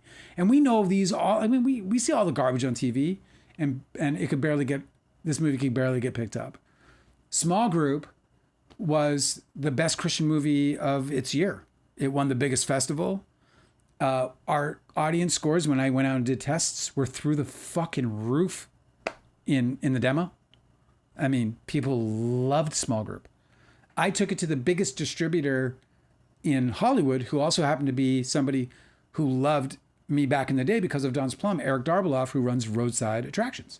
One of the biggest distributors in Hollywood right now. They have a deal with Lionsgate. They do a lot of Christian films, but they also do really big movies, horror films. They do everything. They have 12 slots a year on Lionsgate's plate, and they're a massive deal. He fucking didn't even give me the fucking time of day for it. I told him, I was like, dude, I'm scoring through the roof. This thing might do, God is Dead numbers, God is Not Dead, yeah. Thank you, God is Not Dead numbers. That was the big Christian movie I forgot about the the year thing before. It got crossed out. I forgot that it got crossed out. Stupid. God is dead. Anyway, I kid.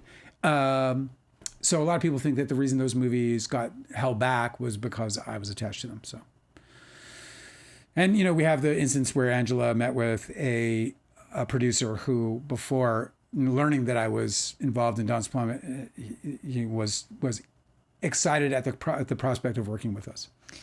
Yeah, it's also like I've heard you say like, yeah, okay, I could make movies tomorrow, but I wouldn't never be able to get them distributed because there's a system you have to work within.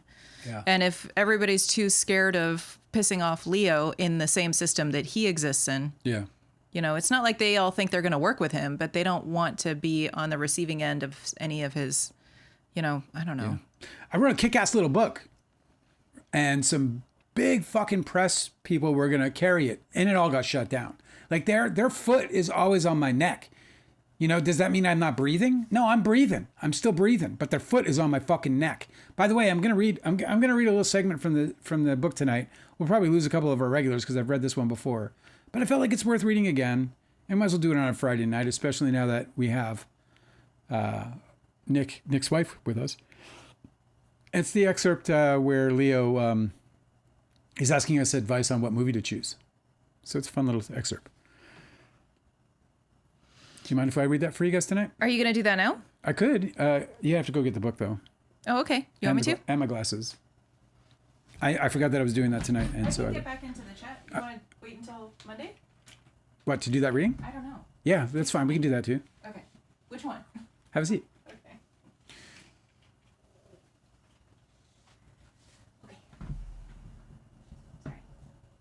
Hanada just said, like, Dale just summed up the worst part of destroying someone.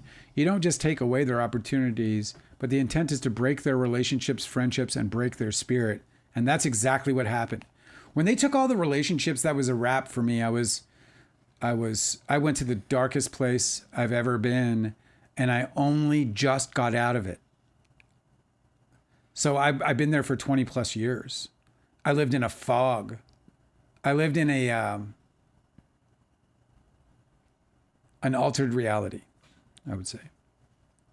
It is so interesting. Like, I haven't cried on this live in a very long time. You're healing. I am. I really am healing. Like, I can say really sentimental things about you and not cry. You used to? I would fucking just turn into a pile of shit. Well, it's hardly a pile of shit. It's a pile of sentiment. A crying pile of sentiment. Can we get back in the chat, you think? Please do. Soulbliss said, it's been wild getting a peek behind the scenes through the Blake Lively Baldoni case. Yes. I struggle with truly digesting that some people actually behave like this. Yeah, I know. Isn't it scary? I know. It's really scary. Hinata said something similar. She said, it's two different witnesses for the $100 million pledge and that Hamas rant. I bet this guy throws things like that everywhere. Oh, the Hamas rant was recorded and the other one was witnessed. There you go. Yeah. I bet this guy throws things like that everywhere if he got caught twice. Correct. Yeah, this guy's got loose lips. Telling everybody. He's got loose lips. It's also like, it's just so fucking absolutely absurd to compare yourself to, or to compare, your conflict with Ryan Reynolds and Blake Lively. Jesus Christ, man. Get a fucking grip. You want them to be dead? You want them to be dead? Well, not dead, just dead to be. What the fuck are you talking about, bro? You're an absolute Get a fucking lunatic, life, dude. Nick Carraway's wife said, "Thank you for writing Tobey Maguire fairly and not like an evil cartoon." I'm glad you think I did. I tried to write every one of my former friends, my family, and everyone I involved in as I remember them. I didn't, and I wanted to honor everybody. I honored Tobey Maguire in this book, and I honor Leonardo DiCaprio in this book. I honored our friendship in it, and I just told the fucking truth. That's it. I told the truth in the most artful way in the most artful and entertaining way that I knew how. I'm not going to write a book that's like, and then, and then, and then, and then, and then. You know what I mean? I wanted to write something that people would want to sit down and actually read and enjoy and feel something. This is true. I've read a few celebrity memoirs, and they're often like that. And then, and then, and then. And it's also, or it's just like one incident after another, or like one moment after another. It's so We were frustrating. in the ballroom at the blah, blah, blah, and da. Specifically, the one that comes to mind is the, do you remember the John Holmes was like, they thought he was responsible for like multiple homicides in a drug house in Hollywood. Yeah. You remember that? Yes. So he had a girlfriend at the time. He had a very young girlfriend at the time, and she wrote a memoir about it. Oh. And it is like unintelligible. Yeah. She has so much to say, and it's just like it needs to be thoroughly edited. Like rewritten. She needed a writer. She needed a writer. Yeah. Sometimes you just need a ghostwriter. Like if you can't, it's hard. It's hard. I don't think I give enough credit to how hard it is because it's hard. Not as hard for me. It's just not as hard for me to. Yeah, your experience. I just know how to write scenes, and I also know how to let myself go. I can get out of my own way and let a character come through. And there were times when I was writing Toby where he was very appealing to me, and I was like, goddamn annoyed by it. But it was the truth. Because it needed to be, right? Yeah. Soul Bliss said, I really appreciate talking with mutuals on this. Baldoni Files saved my sanity when all this came out. Yeah, well, us too. I hope we can build an even larger community of people who not only support this kind of stuff, but like, we can take a lot back in numbers, Mm-hmm. Like I see what fucking Andy Signor does with his 1 million fucking followers, and it just sickens me. Like I really just want to get a bunch of followers, and I just want to see where we can take it, because it'll be to the good. It'll always be to the good, But I think we'll actually produce things. No, it's true. This guy's making these fucking shit documentaries. I think we're gonna make things with this channel as this channel grows, as our community grows. I think we're eventually going to graduate into me being able to produce from it, because Andy Signor is pulling down $500,000 a year off of his $1 million viewers, all on ads. All right, and that's enough for me to make a movie. Yeah, and there would be nothing more exciting for me than to come on this live every night, or whatever the adjusted schedule would be during the shooting and editing of a movie. It's going to be so funny because you and I have such different goals. Like you're going to be off making a movie, and I'm still going to be like in my dark room, like pulling red string across the corkboard. No, you're gonna be running like conspiracy theories and true crime stuff. Andy Signor is a tabloid reporter from Manhunter. What is Manhunter? I don't know. He's not. Yeah. You're right. Foz said that this case, the Lively v. Baldoni, broke my heart because I loved Baldoni. I bought his book for my boys. I loved his podcast. The guests were great. Looking back, it was weird how Justin Baldoni was always saying he was far from perfect. He was really obsessed with this idea that he had to learn that he's imperfect. And even in his I don't know. Isn't that weird? Because like it's such an easy thing to be. Like even in his memoir, he toys around with the word. He's like, I had to recognize that when I say I'm imperfect, what I'm saying, and he deconstructs the word, he goes, I'm perfect, imperfect, I'm perfect. I'm like, buddy, like this isn't. That's not deep. No, it's not. And he's looking in a mirror too. Like this guy loves himself so much. He just loves himself so much. Normally people don't struggle with feeling I truly not believe perfect. that he felt like he would be irresistible to Blake Lively. I just believe this in my heart. Really? I do. I believe it in my heart. I believe that in his mind, living in Hollywood, being around A-listers, working with A-listers, I can tell you, man, your fantasies run wild. They run wild. Like if you don't think that I had a bunch of speeches in my head for Don's Plum, you'd be wrong. And Don's Plum had no chance of winning anything. But in my head, it was going to win everything. Because I'm in it. I'm in the mix. It's all there. It's all around. It's accessible. Me, Dale Wheatley from Winnipeg. Me, Dale Wheatley, who, dropped out of fucking school. I'm in it. I'm a player. What? And the minds go crazy. Justin Baldoni also, and the imagination goes crazy, but Justin Baldoni also had, he had these successes, and he was like on the actual ladder, whereas I was just still swimming in, my whole Hollywood experience was me just frolicking in the water. Oh, fuck, dude, this is warm. Well, Baldoni's actually going up the ladder. He was truly moving up to that superstar level. And I think that it creates these other different level fantasies. And I really believe that a Benifer or, a Brad and Angelina, what do they call that one? That he was looking for, he might have even had his fucking name for them.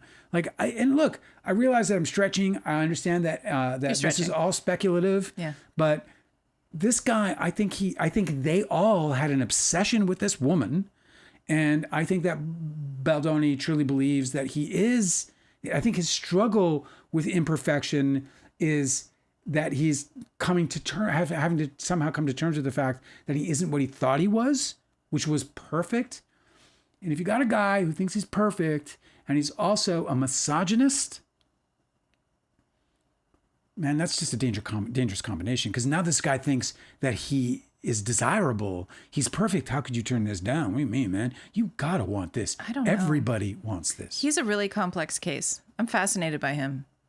He's so duplicitous, like in the literal meaning, like he's one person here and he's another person there. It's very strange. Foz said, I was like, about him always saying that he's far from perfect. I was like, well, do better. If you have so much therapy, you should be making progress. LOL. I'm getting shamed for not knowing Manhunter. I don't know it. I don't know. Manhunter. Hey, Dale. It's directed by Michael Mann. What? Who's Michael Mann? You know who Michael Mann is. Who's Michael Mann? Why was oh my God. He's comparing him to the actor in Manhunter. Yeah. The guy who we saw that series Blackbird, where he was like this muttering prisoner, the guy with like the big jowls. He's comparing Andy Signor to that actor. That's they do kind of look alike. Do they really? Yeah. I'm trying to look for him now. Anyway, I got to see this movie. Look up Blackbird. You'll see him. I got to see this movie. Blackbird was a good drama series, by the way. I liked it. I mean, it was kind of messy. Brian Cox is in it. Noonan is in it. Dale. Yes, Angela. Look up Paul Walter Hauser. Oh, Farina's in it. Huh? Look up Paul Walter Hauser. I think that's who he's being compared to. I almost got to meet Dennis chat. Farina. And I was in the room when he was on the speakerphone. You're not listening. Okay, what? Look up what?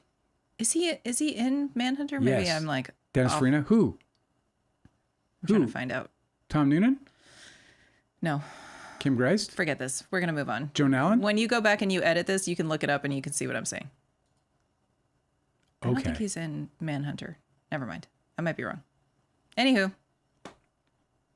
Guilty Angel is asking you to read us a little bit from the book. I'm following along. I have read it. I just want to hear you read it. LOL. I think I'll do that scene. I think that the reason I think this is about I'll absolutely read this. I think that Justin Baldoni I think this whole SH thing was that in his brain, he was like, man, I'm meeting with her. He had this deep connection with her when they met in New York. They came on board. And then when he started to see or maybe realize that there was no chance, Yeah. which probably happened quick, by the way. Like they probably got, and then, listen, man, I told you about that crazy party that I'll never forget that had like, whatever, it was Angelica Houston and fucking Oliver Stone, all these huge people, Uma Thurman. And Uma Thurman, I just couldn't take my eyes off of her and how deeply engaged she was with Mike Figgis, who was at the time the toast of the town with Leaving Las Vegas. If you haven't seen the movie Leaving Las Vegas, you should see it. It's fucking brilliant. Elizabeth Shue is the role that made her a star, really. And then it was also the Oscar-winning performance of Nick Cage. Absolutely brilliant movie. So, it's amazing how much attention you get when you're in that space. Anyway, I think he could have very, very easily gotten extremely turned off by the whole thing.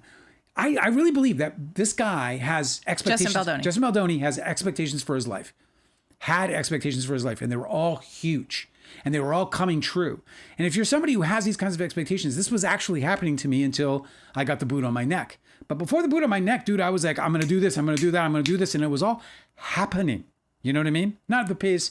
It was different times, right? 90s. I was in the fucking art scene. I was going to make shit happen. And you get this momentum and you feel like almost like I felt like I was like climbing, you know? Like, I mean, I'm like fucking shaking Harvey Weinstein's hands, the monster himself, you know?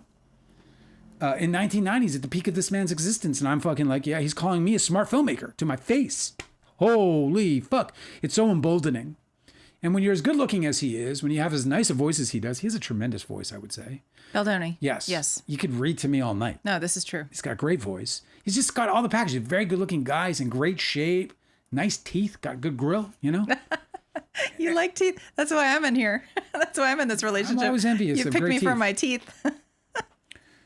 So I think that this guy really had these huge high expectations, and I think that the minute that those expectations didn't, start coming true for him, that he starts to be a shit, you know.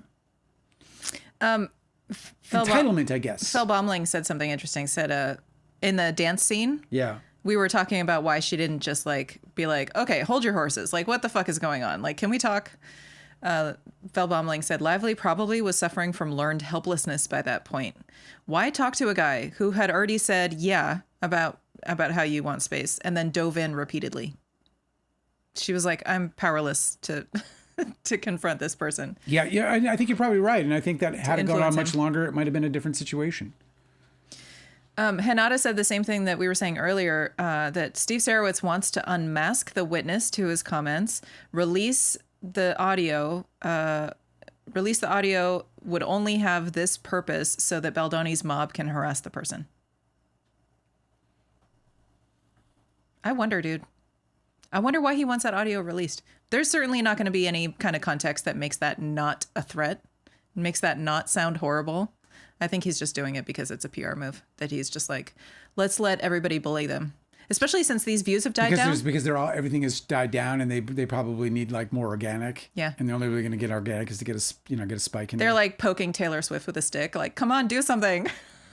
Dude, no. Can I just read some of this guy? You guys gotta hear this shit. This is so fucking crazy. What? So I was into, I kind of poking around on the other side, call it whatever, and it's this chat about this madness about I got to try to find it. You can go ahead and keep going with the comments until I do. There's a mosquito in here. I know it fucking. I'm gonna kill it. He just landed on my microphone, and I was like, I can't smack I'm saying, it. like if I was on TikTok right now, I said I'm gonna kill a fucking mosquito. Oh yeah, you'd get like. And I get a warning, and there's like somebody knocking on my door. Did you say you're gonna kill something? A mosquito. I said I'm gonna kill a mosquito. This is like a good like fascist 1984 kind of thing. Like a little short movie about me saying I'm gonna kill a mosquito, but and then I get like invaded. I get like swatted. Cosmic Urgency might be correcting me. I think I remember Guillermo del Toro talking about this, but Cosmic Urgency said that I think this happened to two filmmakers. The story I recall Cosmic Urgency saying is Terry Zwigoff wanted Miro Sorvino for Bad Santa. And that spoke to, yes, I recall this too. Yes. Yeah. I do recall the Miro Sorvino one was a different one. And Harvey Weinstein told him that she's really difficult to work with. Horrible. Oh, by the way, 7 hours ago, judge tosses Trump's $15 billion defamation lawsuit against the New York Times and Penguin Random House. He throws it out. He's like, would you go build your ballroom? Cosmic Urgency and All Scientists are saying the same thing about Miro Sorvino. What I recall is that the story about Miro Sorvino is in the book, Catch and Kill, which is an excellent book. You guys would love it. It's super harrowing and scary, and we beat that guy, and it's so awesome that those fucking journalists are heroes. But I recall the story of that Guillermo del Toro was talking about was not included in the book. He was just saying it in an interview. He was super sad about it too. Oh. I think that's what made it so memorable. I was like, oh, but he's sad. It was terrible. Nick Carraway's wife was saying, so far in your book, Dale? Yeah. I think everyone was young and made some mistakes. Toby is too clingy with questions, but also you're too secretive. We're going to get updates. as Nick Carraway's wife goes along. What was that? This is so secretive? great. What secrets were I keeping? I was keeping any secrets. I didn't have a single fucking secret. I kept absolutely zero secrets. I think what you're you're mistaking Dale's social awkwardness in a new group of friends for secretiveness. I think you were like, I don't know what to do with my hands, instead of being secretive. We'll see what you think by the end of the book. But hey, some of that maybe. Oh, Hanada, this is a really good thing. A good point. Do you recall, Dale? What? Where Sarowitz in the emails and text messages that they released about them, Sarowitz told Baldoni and Heath that he wanted to sit Blake Lively down and remind her whose money this is. Yeah. What a fucking daddy move that is. You're totally right. Like, all he cares about is money. He thinks money. he could It's all just him. fucking control the world. He has nothing. He has nothing. His Meanwhile, life is a shallow fucking pile of emptiness made up of only the money he flexes around. All the respect he gets has to do with money, and he knows it. That's all he's got. That's why he has to play the card every time. It's like a guy with nice hair. He'll always be talking about it, bro. I knew a guy with nice hair who he literally wrote a story. He says, can I pitch you my story? I was like, yeah, you can pitch me my story. Pitch me your story. He was all right. I go to a restaurant with him. He's going to pitch me my story as a restaurant. I'm like, okay, yeah, let's hear it. He's like, all right, I need you to sign this first. I'm like, what the fuck is this? He's like, it's a non-disclosure form. I'm like, you're going to pitch me my story? You're going to pitch me your story? You want me to? So, okay, I'll sign your fucking I'm not going to steal your fucking story. He's like, I don't even know it yet. You're going to want it, dude. You're going to want it. I'm like, well, then if I want it, I'm going to work with, where do I sign, bro? Right here? All right, here. And I hand him his stupid non-disclosure. And then he says, all right, dude. And he's got this fucking hair that looks like Ted Danson's in like the early days of Cheers. And he says, it's a cartoon. And I was like, oh, yeah, okay, animation. I like animation. He's like, yeah, it's animation. It's about a guy and his hair. And then he goes and he goes like to touch it, and then he stops. Because he doesn't want to mess it up. That's amazing.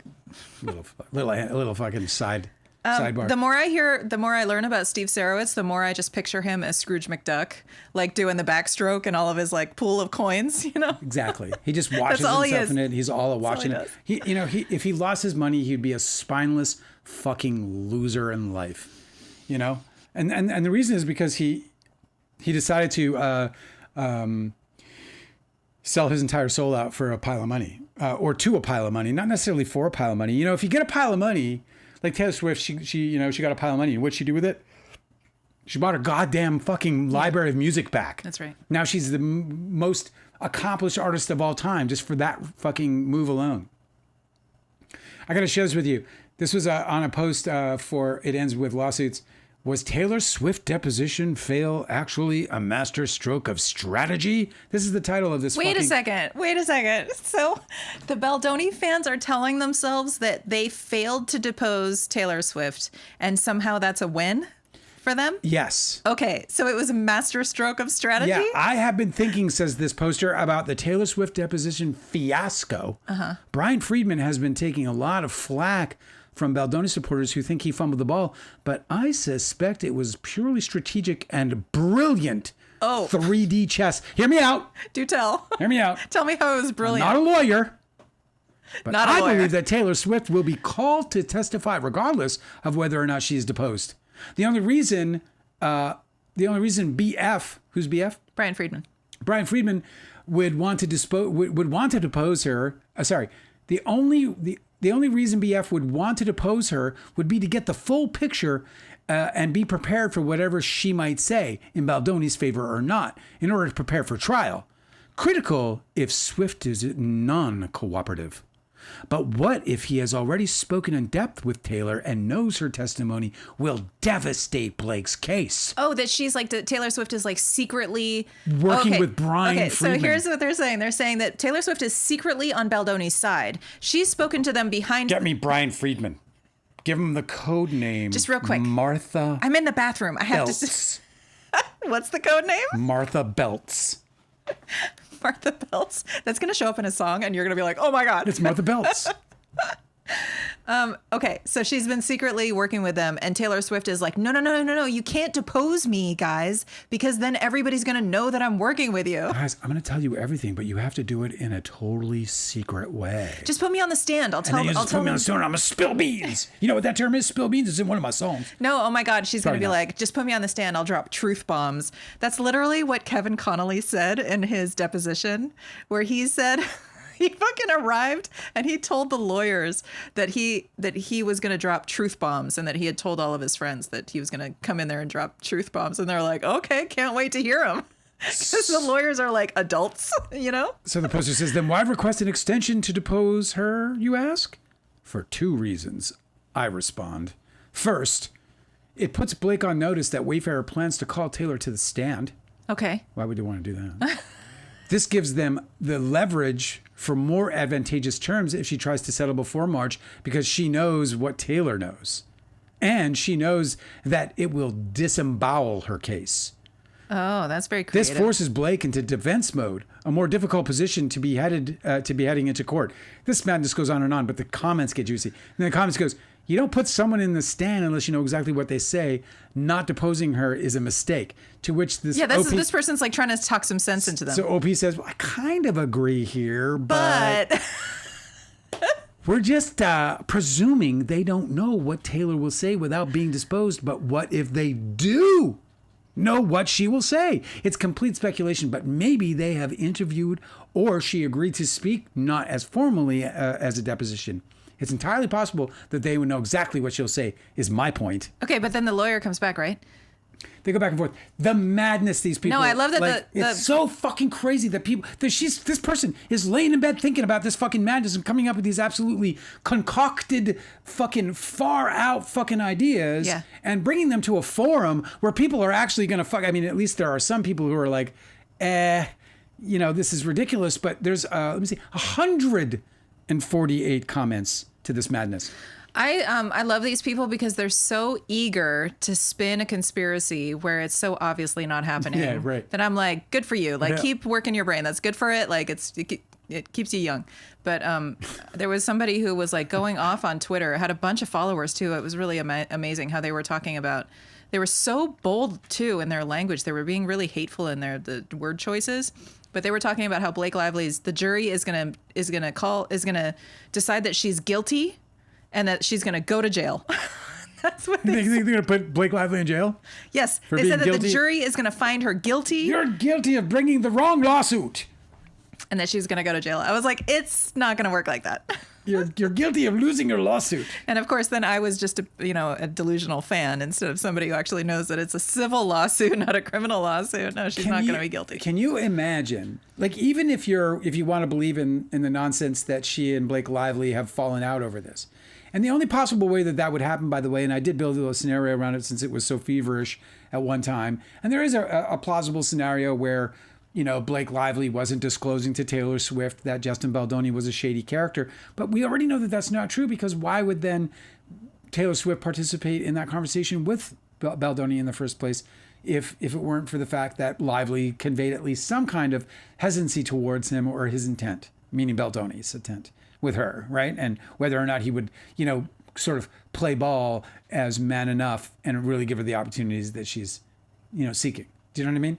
But even if you want to like just dismiss that as a possibility or whatever, and you just want to believe that, you know, she kept Taylor Swift in the dark for all this, and then when it all went sour, Taylor was like, "Man, you put my name in this situation, and I'm mad at you." That's the only plausible situation. Yeah. Even if that were the situation, there is no chance that she's fucking picking up the phone and calling up some fucking attorney. No, I know. She's definitely not going to be like, the enemy of my enemy is my friend. She's just going to be like, okay, I'll just go do my rich life someplace else. And she wouldn't think of Blake Lively as an enemy in that situation anyway. She would just think of her as a broken friend. She would be like, that's just, the relationship broke because she wasn't fully disclosed. The only possibility that I can see that they have any strain in their relationship would be over the fact that she somehow might have subjected Taylor Swift to this potential, you know, because obviously Taylor wants no part of this.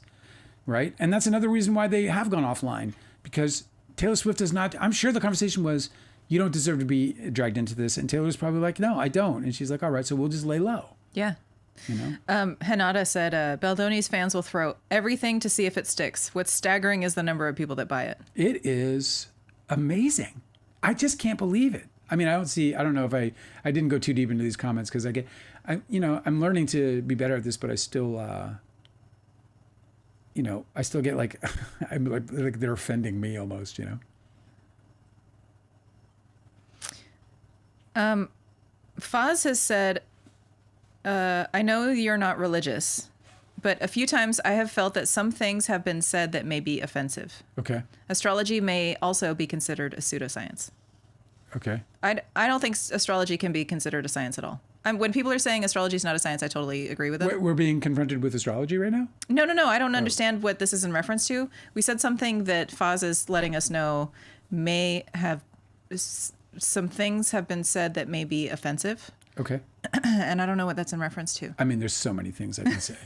That are offensive. Foz. But also, astrology there's got to be a long list there. Astrology may also be considered a pseudoscience. I'm firmly on the side of astrology is not a science. I don't know why anybody ever argues that it is. No, astrologers don't consider it a science. I think it's a lot of people who are like trying to dismiss or take down astrology will say that it's not a science, and I'm like, yeah, you're right, it's not. I don't understand. What? I'm so sorry. It's very rude of me. This mosquito is like taunting me. The only reason that that science comes into astrology is because at one time astrology and astronomy were married in science until Galileo. But when Galileo figured out that that we weren't the center of the universe and that the universe wasn't revolving around us, which is what they once believed, and so astrology was considered science in that time because it matched the scientific belief that Earth was the center of the universe and that everything revolved around Earth. But when Galileo observed that everything was revolving around the sun, that's when everything changed. And when that was scientifically irrefutable, astrology then it was actually cast out for most part, but then has been recognized for what it is, which is something that would be considered divinatory. So it would be the same. So you'd put it in the same category as tarot cards. You'd put it in the same category as numerology and these other forms of, also, people sometimes it's an oracle. Will try and debunk astrology and call it a religion. And while I think that maybe there's some people that think of astrology as their religion, I think that the best way to compartmentalize astrology as a thing in this conversation is to call it a philosophy. Yeah. I think that that's the best way to categorize it, that's accurate. I think that that's what it's always been. I think that astrology talks about it sort of like interrogates the concepts of like fate and destiny and like what's predetermined. These are philosophical conversations. Yeah. And a lot of the ancient philosophers that formed, modern philosophical thought, they were also astrologers. Yeah. So I just feel like it's just a philosophy. Listen, I would never say it's a science or a religion or anything. I don't want to offend anyone, but I'm also going to just express my own opinions, and if my own opinions are offensive, then I hope that you'll understand that they're not meant to be imposed onto you. And yeah, you're never saying like this is true and everything else is fake. You don't have to believe in astrology. Right. It doesn't mean I'm not going to talk about it though. And I don't believe in Jesus, and I'm not going to I don't begrudge. It's all around me at all times, and I don't care. I mean, it's fine, whatever, because I'm cool with people believing in what they believe in. At least to the extent that it causes no one else any harm. So you know what I mean? It's just like we can believe. I still have this concept that we believe that we live in a world where our diversity is cool. Where we can live diversely and have diverse. And as far as like I said, as far as saying something offensive, it's guaranteed to happen, and obviously it's never my intent, but I think that I get offended by what people say sometimes, and then I just try and think that and try and remember that. This isn't anything personal, typically. Mm-hmm. It's just somebody's opinion and that they're entitled to it. I'm entitled to my opinions, but they're my own, and that's the most important thing. We might get along. I get along with a lot of you, and we have a lot of fun, and you guys will say some things in here that I agree with. Some of you will say things that I don't agree with. It doesn't change my opinion of you. You know what I mean? It's just that it just shows that we have those differences. So if I have offended you, Present Foz, Present Foz, I apologize, but I would not. I would encourage you to not take anything I say about my beliefs personally. Should I go to the next comment? Yes, please. Yeah, okay. Fel Baumling said, I think that comment about Ryan. So this is in reference to Blake Lively talking about Ryan having written some part, at the premiere. Yes. Okay. I think that comment about Ryan writing was born out of the high they were on at the time. Correct. Deadpool and Wolverine had just opened, so they were riding a high. They were riding a high, and they're also proud. Like, this is the thing, right? So this She's is what proud I of mean. him. What happens with Blake is it's like the reason why I feel very confident that this woman does not have a bad bone in her body. I really don't. I believe her when she says she has never seen porn in her life, and like what a great life to be that protected. I saw it involuntarily before I was fucking 10, probably. Do you know what I mean? Like it was. So, what a great life. I believe her. I believe that she's this person, and so. Yeah, where was I going with that? I can't remember. I don't know, because you completely rattled my brain with that. I recall he was trying to talk to her about porn, and she said, "I've never seen it," and he fucking continued. And he continued. What is the matter with this guy? Yeah, what a broken human being. It's just a broken What human is being. the matter with him? Yeah. I would, in any company, I don't even care, but especially if somebody I worked with, if I, for some reason I can't even think of, was talking about porn and they were like, "Oh, I've never watched porn," like as an adult, I'd be like, I would clam up so Oh my God, fast. but I shut it down. I would be like, "Oh my God, I need to just go back in time and erase everything I've said." Should not have said that. Oh my God. I'd be so embarrassed. It's a little bit weird. Anyway, so yeah. Lisa Timms is asking if I do astrology readings. Dale and I both do astrology readings. We do, yeah. I'm actually building a website. We've been now, practicing for about 5 years, Yeah.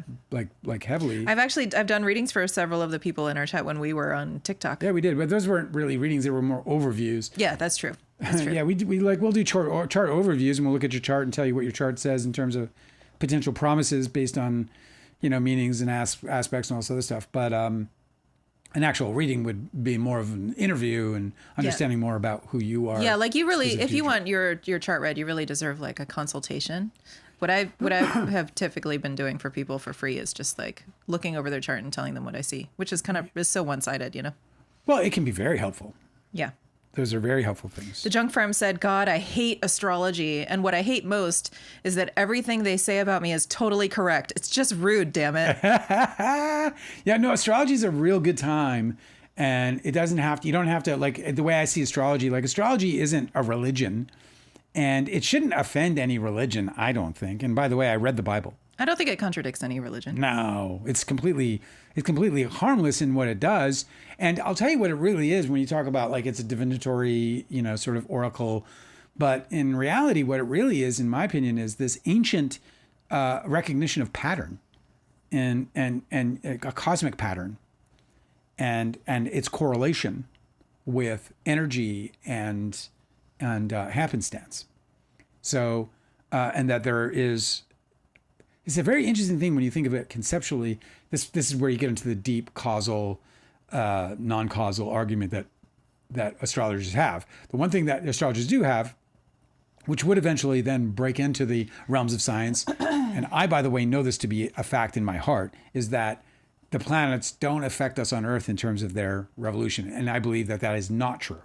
Because I do know that every science says that if you take any of our core planetary cousins, and you remove them out of the equation, in other words, they get blown up or something like that, we're fucked, like in a big way. So we're in this super balanced thing, and it's like watching, you ever see those things, those puzzle, whatever they are? Yeah, there's like almost like a mobile what was that office store that you used to go to in the malls that had all those goddamn things in them? I know. We used to be a society that just had like entertaining diagrams and like moving things like outside of the museums. We had to go out of our house to see shit. Yeah. Be like, you want to go look at things in a store because otherwise you couldn't. That office supply store has a solar system in it. Want to go check it out? Yeah, it's a working one. I think that I have been saying this on social media for like 5 years. 1 second. Cosmic Urgency, we will happily do one for you, bro. Come on. Hit us up. Go to the contact page at freedomsplum.com. Go to the contact page. Yeah, that'd be fun. Hit us up with your data. And if you throw in your address, I'll send you a book, bud. However, I can send an image. Like TikTok Messenger wasn't letting me send any pictures, so you couldn't look at your chart. I'd had to send you like a link or something. That was kind of annoying. Yeah. But like even text and Messenger does that. Emails, obviously. Anyway, it'd be fun. Mm-hmm. John Farm said Baldoni misses calling for directing films for Vivid Entertainment. Do you know what I started to say before you? No. I fucked you up, huh? I just can't remember it now. I'm a little scattered tonight. At the end, I was doing well, and then I kind of lost my shit. You're cute. Sorry. What were we talking about? I don't know. I need a fidget spinner. God. Hope it wasn't important. Okay. Time of birth, place of birth. Cosmic's asking what data. Oh yeah, it's the Time of date, birth. the time, and the place. And the place. That's it. And they have to be exact. If you don't, you should not guess because we won't give you an accurate. So it should either come from your birth certificate. Ideally, it should come from your birth certificate, or it should come from a very confident mother. My mom confidently says my birth certificate does not have my time of birth on it, but she's confident that it's at 4:20 a.m. Smoke them if you got them. And my chart is so on spot. It's ridiculous. Jane said about your book.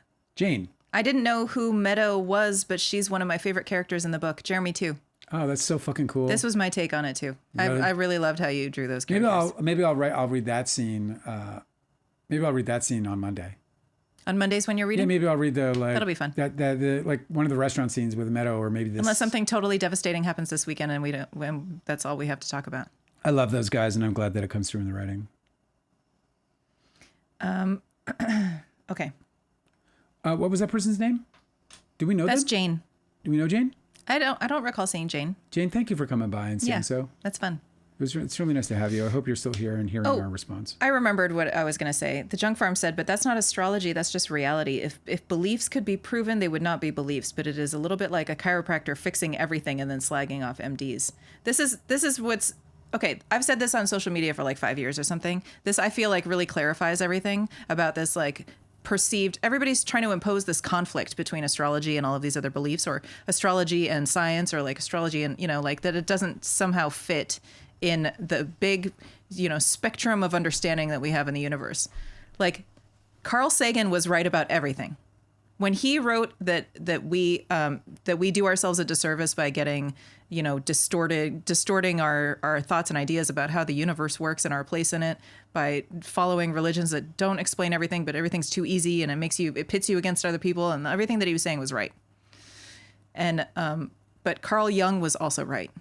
Carl Jung talks about how we can better understand ourselves by delving into these like symbols and these myths that describe elements of the human condition that are indescribable in any other way. And since the beginning of humanity, ever since we've had recorded stories, or even, stories that have passed down in generations before we had like writing, we've been telling these myths, we've been sharing symbols, we've been interpreting imagery for each other that explains our deepest selves, and delving into the very different, like there's so much nuance to every person.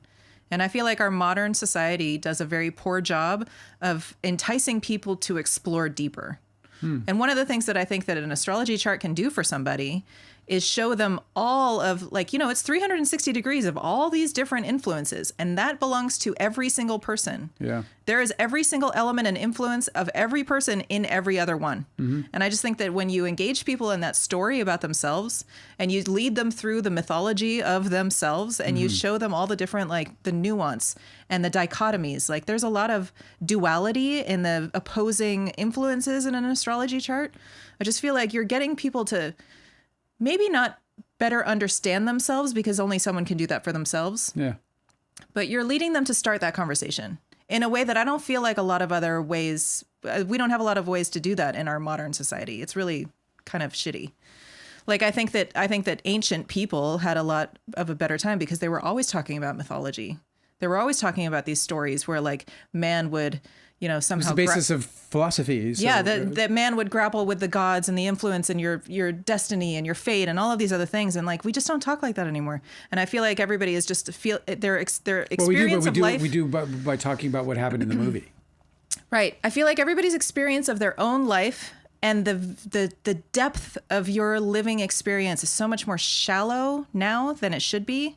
And that's why I value astrology, is because it allows you to just sort of get involved in that conversation.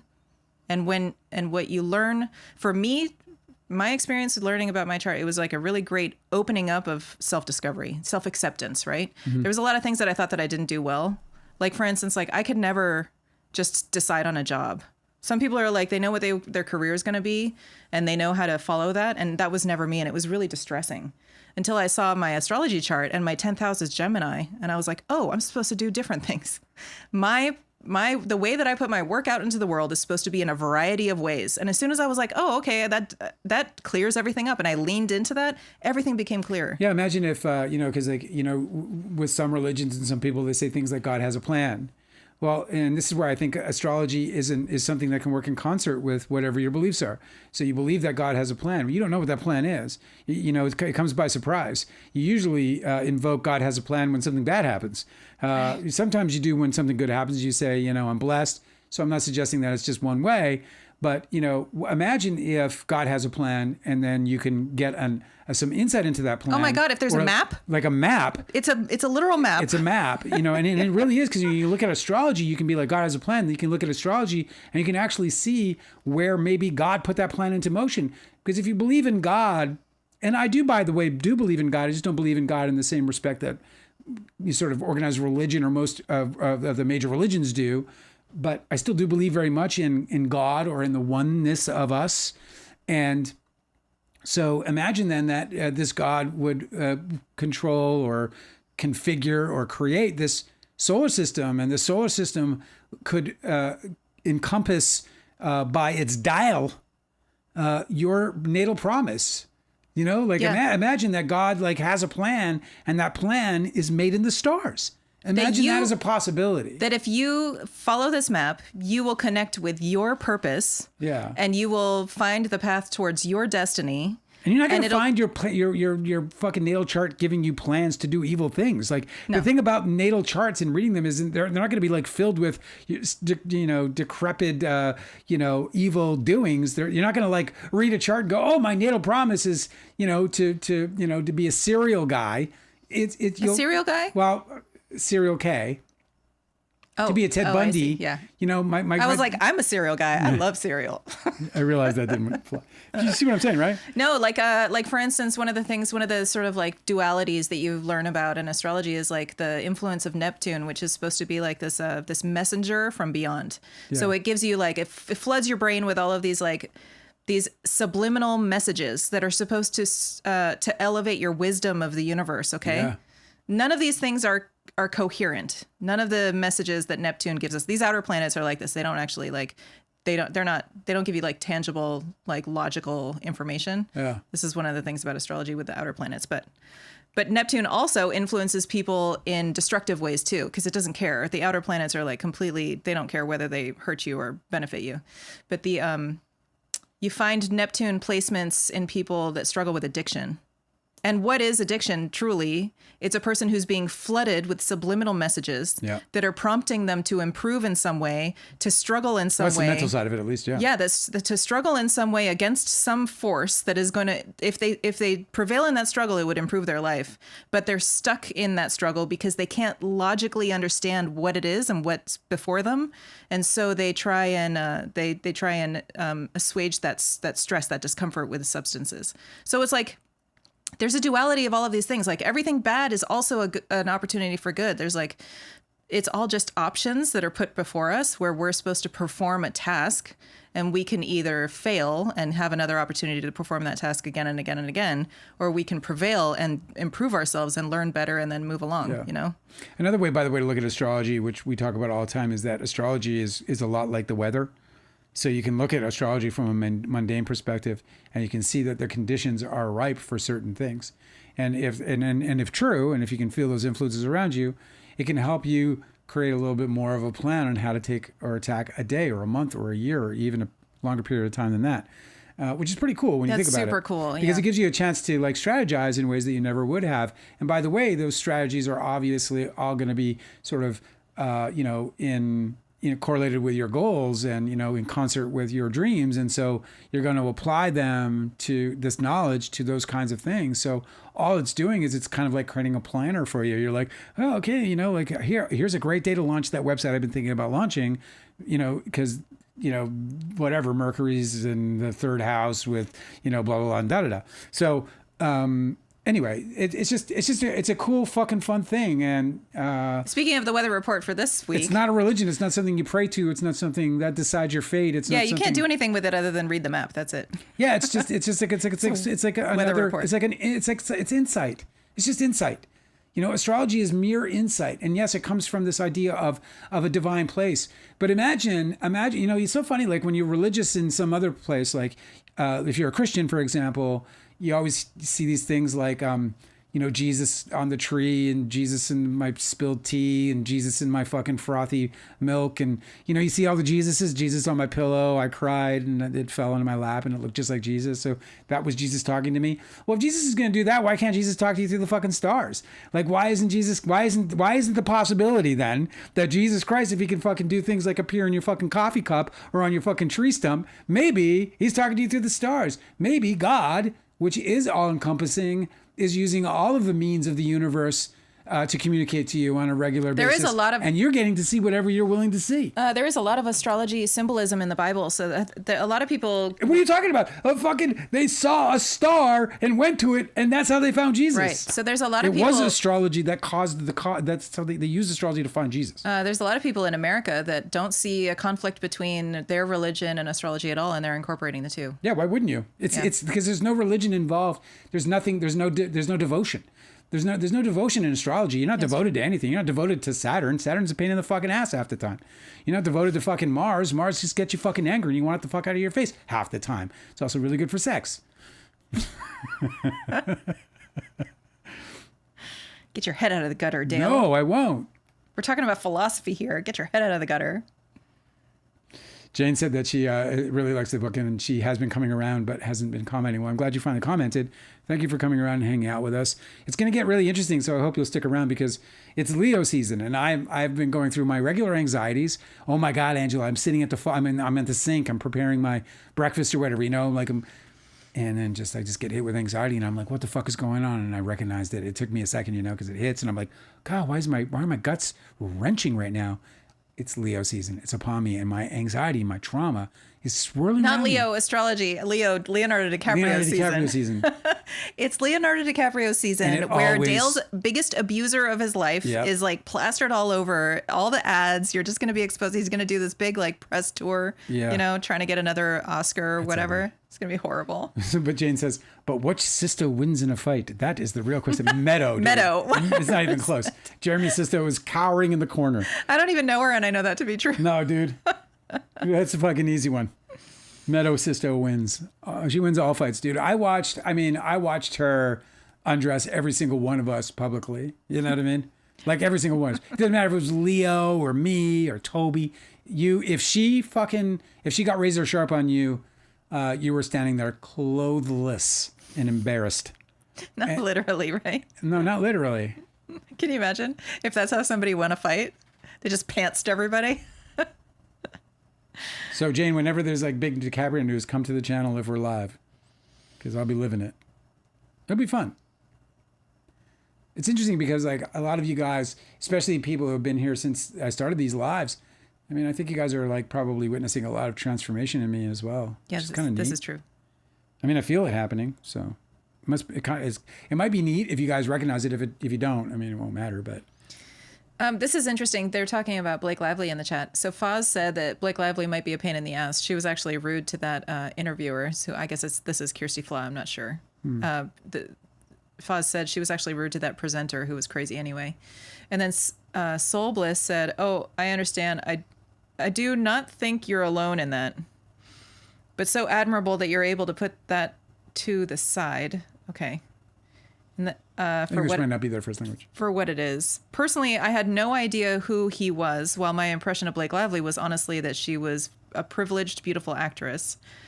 Has been very disturbing and an important learning experience, realizing most of my opinions of her were rooted in internalized misogyny, not her as a person whatsoever. My admiration for her grows with the more I learn about her. And of course, even if she had been mean as hell, that never would equate to deserving how they treated her. So perfectly said. This is the realization that I think everyone needs to have, so that for her and for anybody in this kind of a situation, because it always has to come back to, does she deserve, or does he deserve what is going on?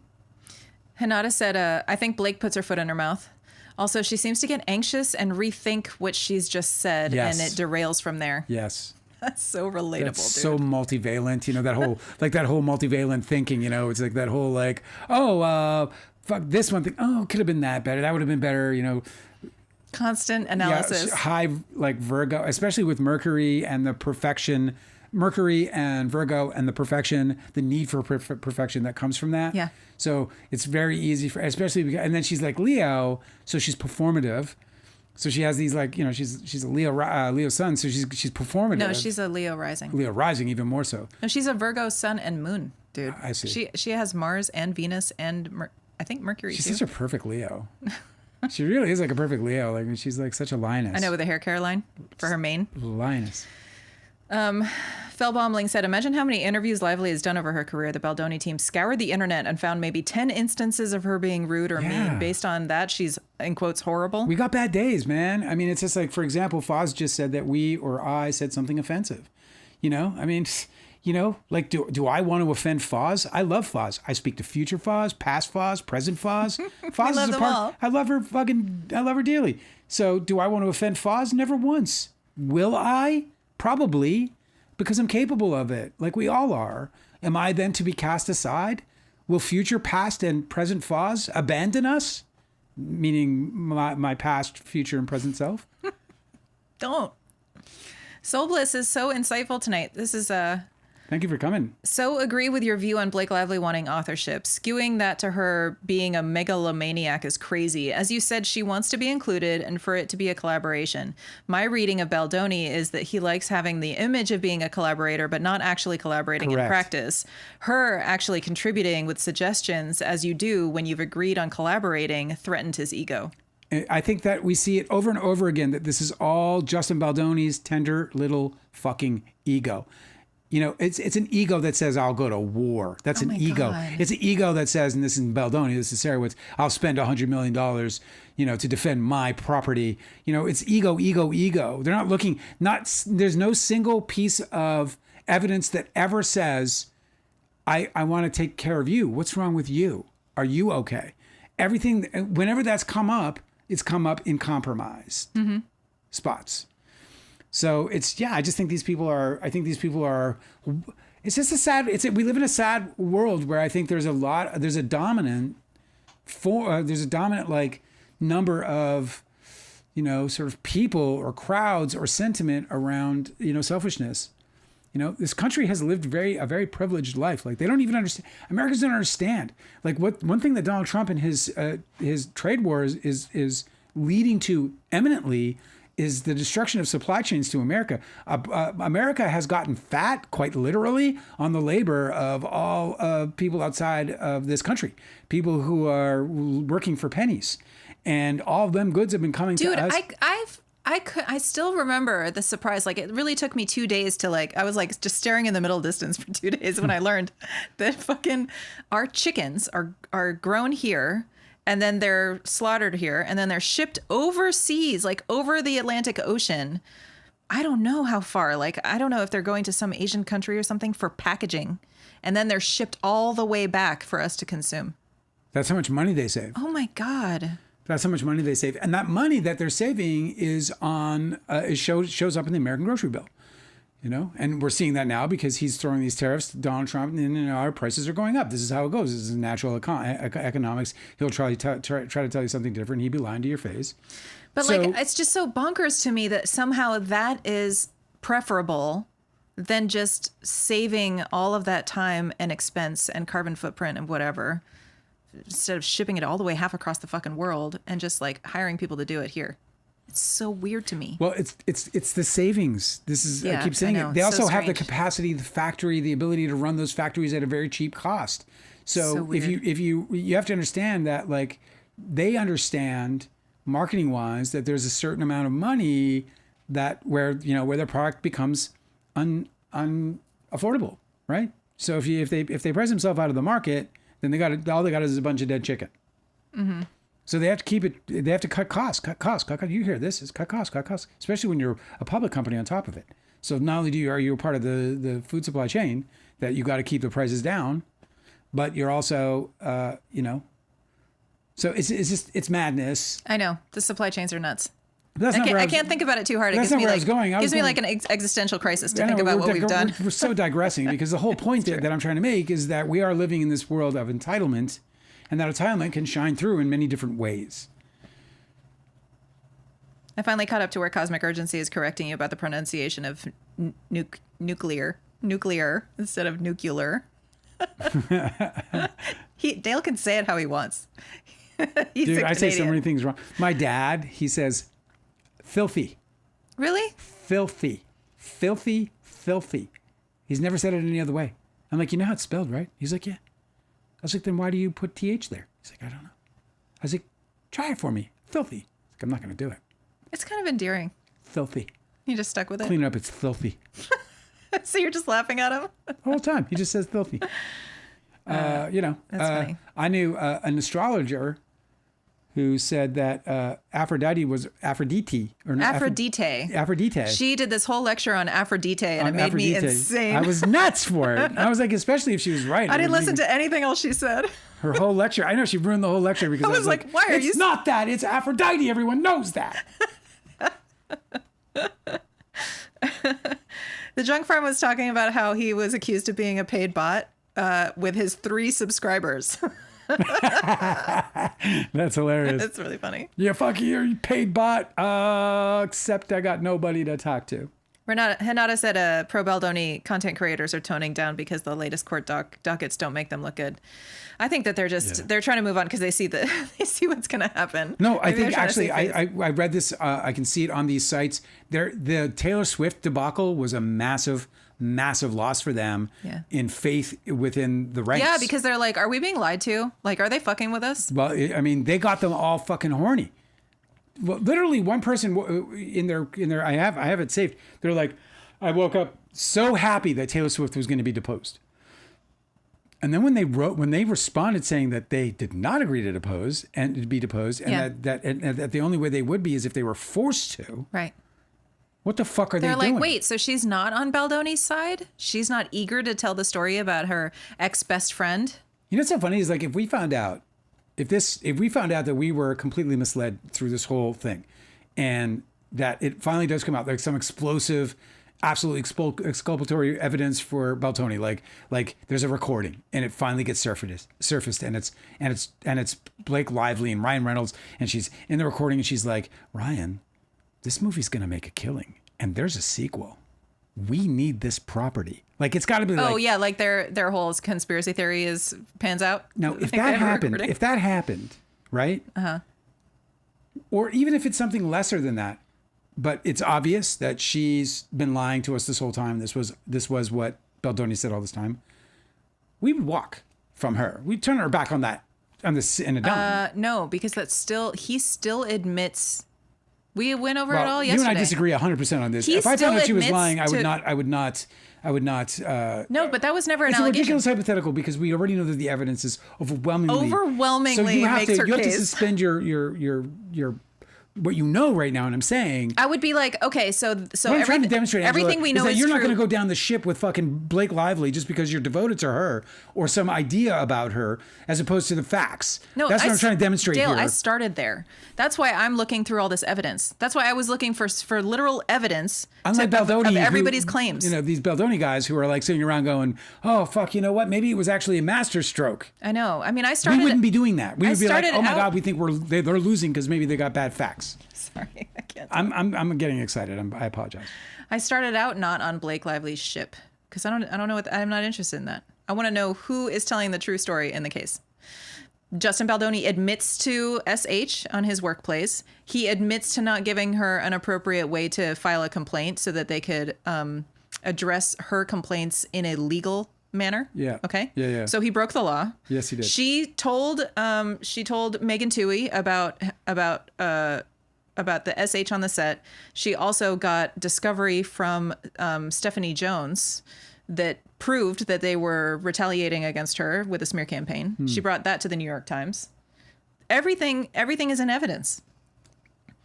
As for his claims against her, They haven't supported any of his claims with any evidence. No. I haven't seen any. You can make a really true, clear story. You could tell a great story about how he was pissed off at her, but you can't say that she is to blame for any of those grievances. Definitely not. Delicatessen said, Blake absolutely should move into producing, and she should be loud about it. Take this dispute and use it as a springboard, and she shouldn't be quiet about it since men aren't.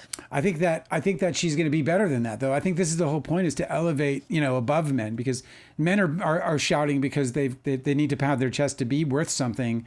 And, Taylor Swift just quietly became the biggest pop star of all time and one of the most, sort of powerful, most influential artists of all time. Blake Lively can become one of the most powerful producers in the world by just simply letting it shine through the work. Like, I think that what she's going to do is she's going to build a producing empire. That's what I think she's going to do. Oh, that'd be really great. I think she's probably, on a producing level, she's probably a step up from Ryan Reynolds. She might not bring the same kind of creative muscle that Ryan Reynolds brings, but this is like, especially, a Leo with like Virgo, Virgo's sun, as soon as I met Angela, my intuition was, you should produce. And it wasn't until later, because you have the astrological makeup for it. You have the personality for it. You have the ability to, compartmentalize. He's basically calling me opinionated. No, I'm not. I'm actually saying you have the ability to compartmentalize, and you have the ability to hold separate standards to each compartment. And so you have the skill set that I believe, that I observe as a producer, as a film producer. I believe you have the skill sets that producers crave and that they need in order to be successful. Yeah, I think my problem my whole life is that I've lacked ambition. I don't have any ambition for anything. I'm really, really good at anything I try to do, but I don't actually want to be something big. Millennials. They're so lazy. They don't do anything. Also, your opinion about me being a great producer was simply, I think, because I was working at a coffee shop, right? When you would come in, there would be this espresso bar. You're just making shit up right now. And all of the seating everywhere. And I knew what was going on all over the whole place, no matter where I was. I knew who was where and who needed what. And I was always cleaning, and I was just busy. So you're like, you should be somebody.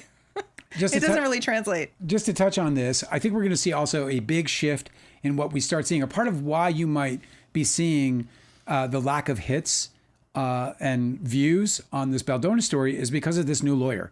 Really? This new lawyer, they shut it down. They might just shut it down. They'd be like, listen, this is so interesting. We got to go in. You got to clean house now. Because we're going in to win. We're amazing. Going in to win the appeal. If we lose, you got to shut it down. Why are you still working with Jed Wallace? Why are you still working? Melissa Nathan, you're off this case. What the fuck are you guys still doing? You guys are creating more problems than you are creating solutions. So there's that possibility. This makes so much sense. I bet you're right about that. There's a possibility. The one thing that I think we can expect is a more cordial relationship with the court.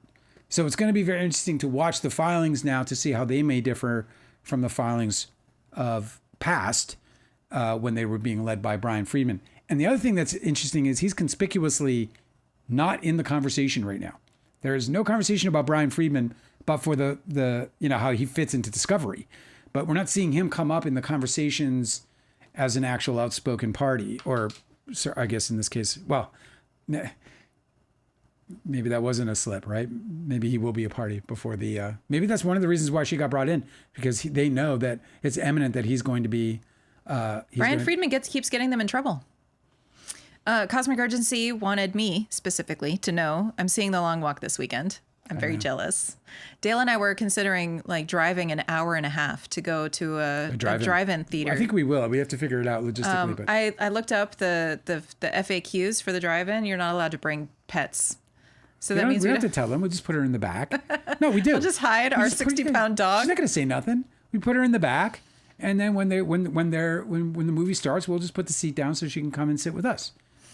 I don't give a fuck. I'm sneaking a dog into a drive-in is hardly unethical. The reason I would bring her is so that we could walk her, so that she doesn't have to. No, we can't walk her. Yeah, not in the drive-in. We just walk her before, and then she can sit and watch a movie for an hour and a half, 2 hours, not have to go. That's right. I'll be throwing her popcorns. We're going to sneak our dog into a drive-in. Yeah, dude. Did you ever sneak people into the drive-in? Never. I've never been to a drive-in. I lived by one. I lived for years We used to, as fun. kids, I have like the greatest drive-in story. This will be in my childhood memoir. Oh, really? Yeah.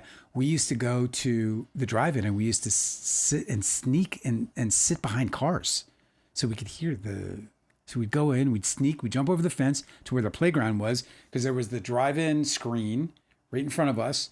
And then below the screen was a park where the kids would play during intermission. Yeah. And before. That's adorable. They put this like little park there. That's so So we cinematic. would sneak in there under the park. Yeah, it was fucking awesome. That's so We'd awesome. sneak into the park, and then we would like sort of jimmy along the fence, and then go into and sit alongside cars, and they wouldn't even notice it. We were sitting behind our cars and listening to movies. I don't even know what movies I saw there, but we used to sneak on and We should do it. sneak on. I don't know. We sneak our dog in. I know, that's what I'm saying. I don't want to go there, like drive an hour and a half and have them turn us away because they're like, we know you have a dog in the car. It says no pets. Nick's wife is asking if Toby ever said his favorite movie. He said, he was a big fan of the art house scene, like we all were in the day. So he was loving all the art house guys. He was obviously a big Ong Lee fan. We were all Ong Lee fans. Most people haven't even seen his, the movie that put him on the map, which is called Eat, Drink, Man, Woman, and it was like it took Hollywood by storm when it's one of the best fucking foreign language movies you'll ever see. He was big on all those kinds of things, and then he went and played a fucking superhero. Go figure. I don't think we're going to get to all of these chats tonight, so I'm saving them. I'm going to go through them, and I'm going to start tomorrow with it. Tomorrow's Saturday. Oh, tomorrow's Saturday. Okay, well, I'm going to go through these, and then we're going to talk on Monday about this stuff. Nick likes the ice storm. Yeah. Yeah, you remember? That's in the book when he got the movie. It was a big moment for him. I just killed a mosquito in midair. You did? Call me the master. My hero. Mosquito blaster. All right, guys. Fuck these I'm mosquitoes, going to bro. call it a night because I definitely want to eat some popcorn and watch some late night cinema or something. All right, let's do it. You guys are the absolute greatest. What a great night. I know, I had fun. Night. To anyone I offended, please forgive me. To anyone I haven't offended, sweet. I'm going to see Heat 2. If Leonardo DiCaprio stars in it, I'm seeing the headlines. It bothers me. It irritates me. It agitates me. I feel a little gastritis brewing up. My diverticulitis is getting on my fucking nerves, and a headache might even be brewing just at the thought of it. But I will go see it because I've got to see a Michael Mann movie.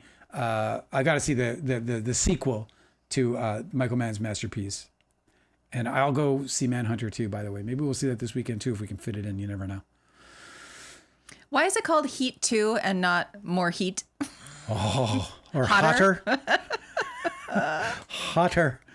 Cosmic Christie said John Cassavetes. I love John Cassavetes. I love him. Women Under Influence is one of my favorite movies of all fucking time. I probably don't speak about it enough. What was so interesting about John Cassavetes and us was that I wasn't influenced by him until after I made Don's Plum. And what got me attracted to him was because we got called Young Cassavetes, and I was like, Young who? And then That's so awesome. And then I went and I like watched Faces. I went and did all the Cassavetes movies that I could at the New Bev.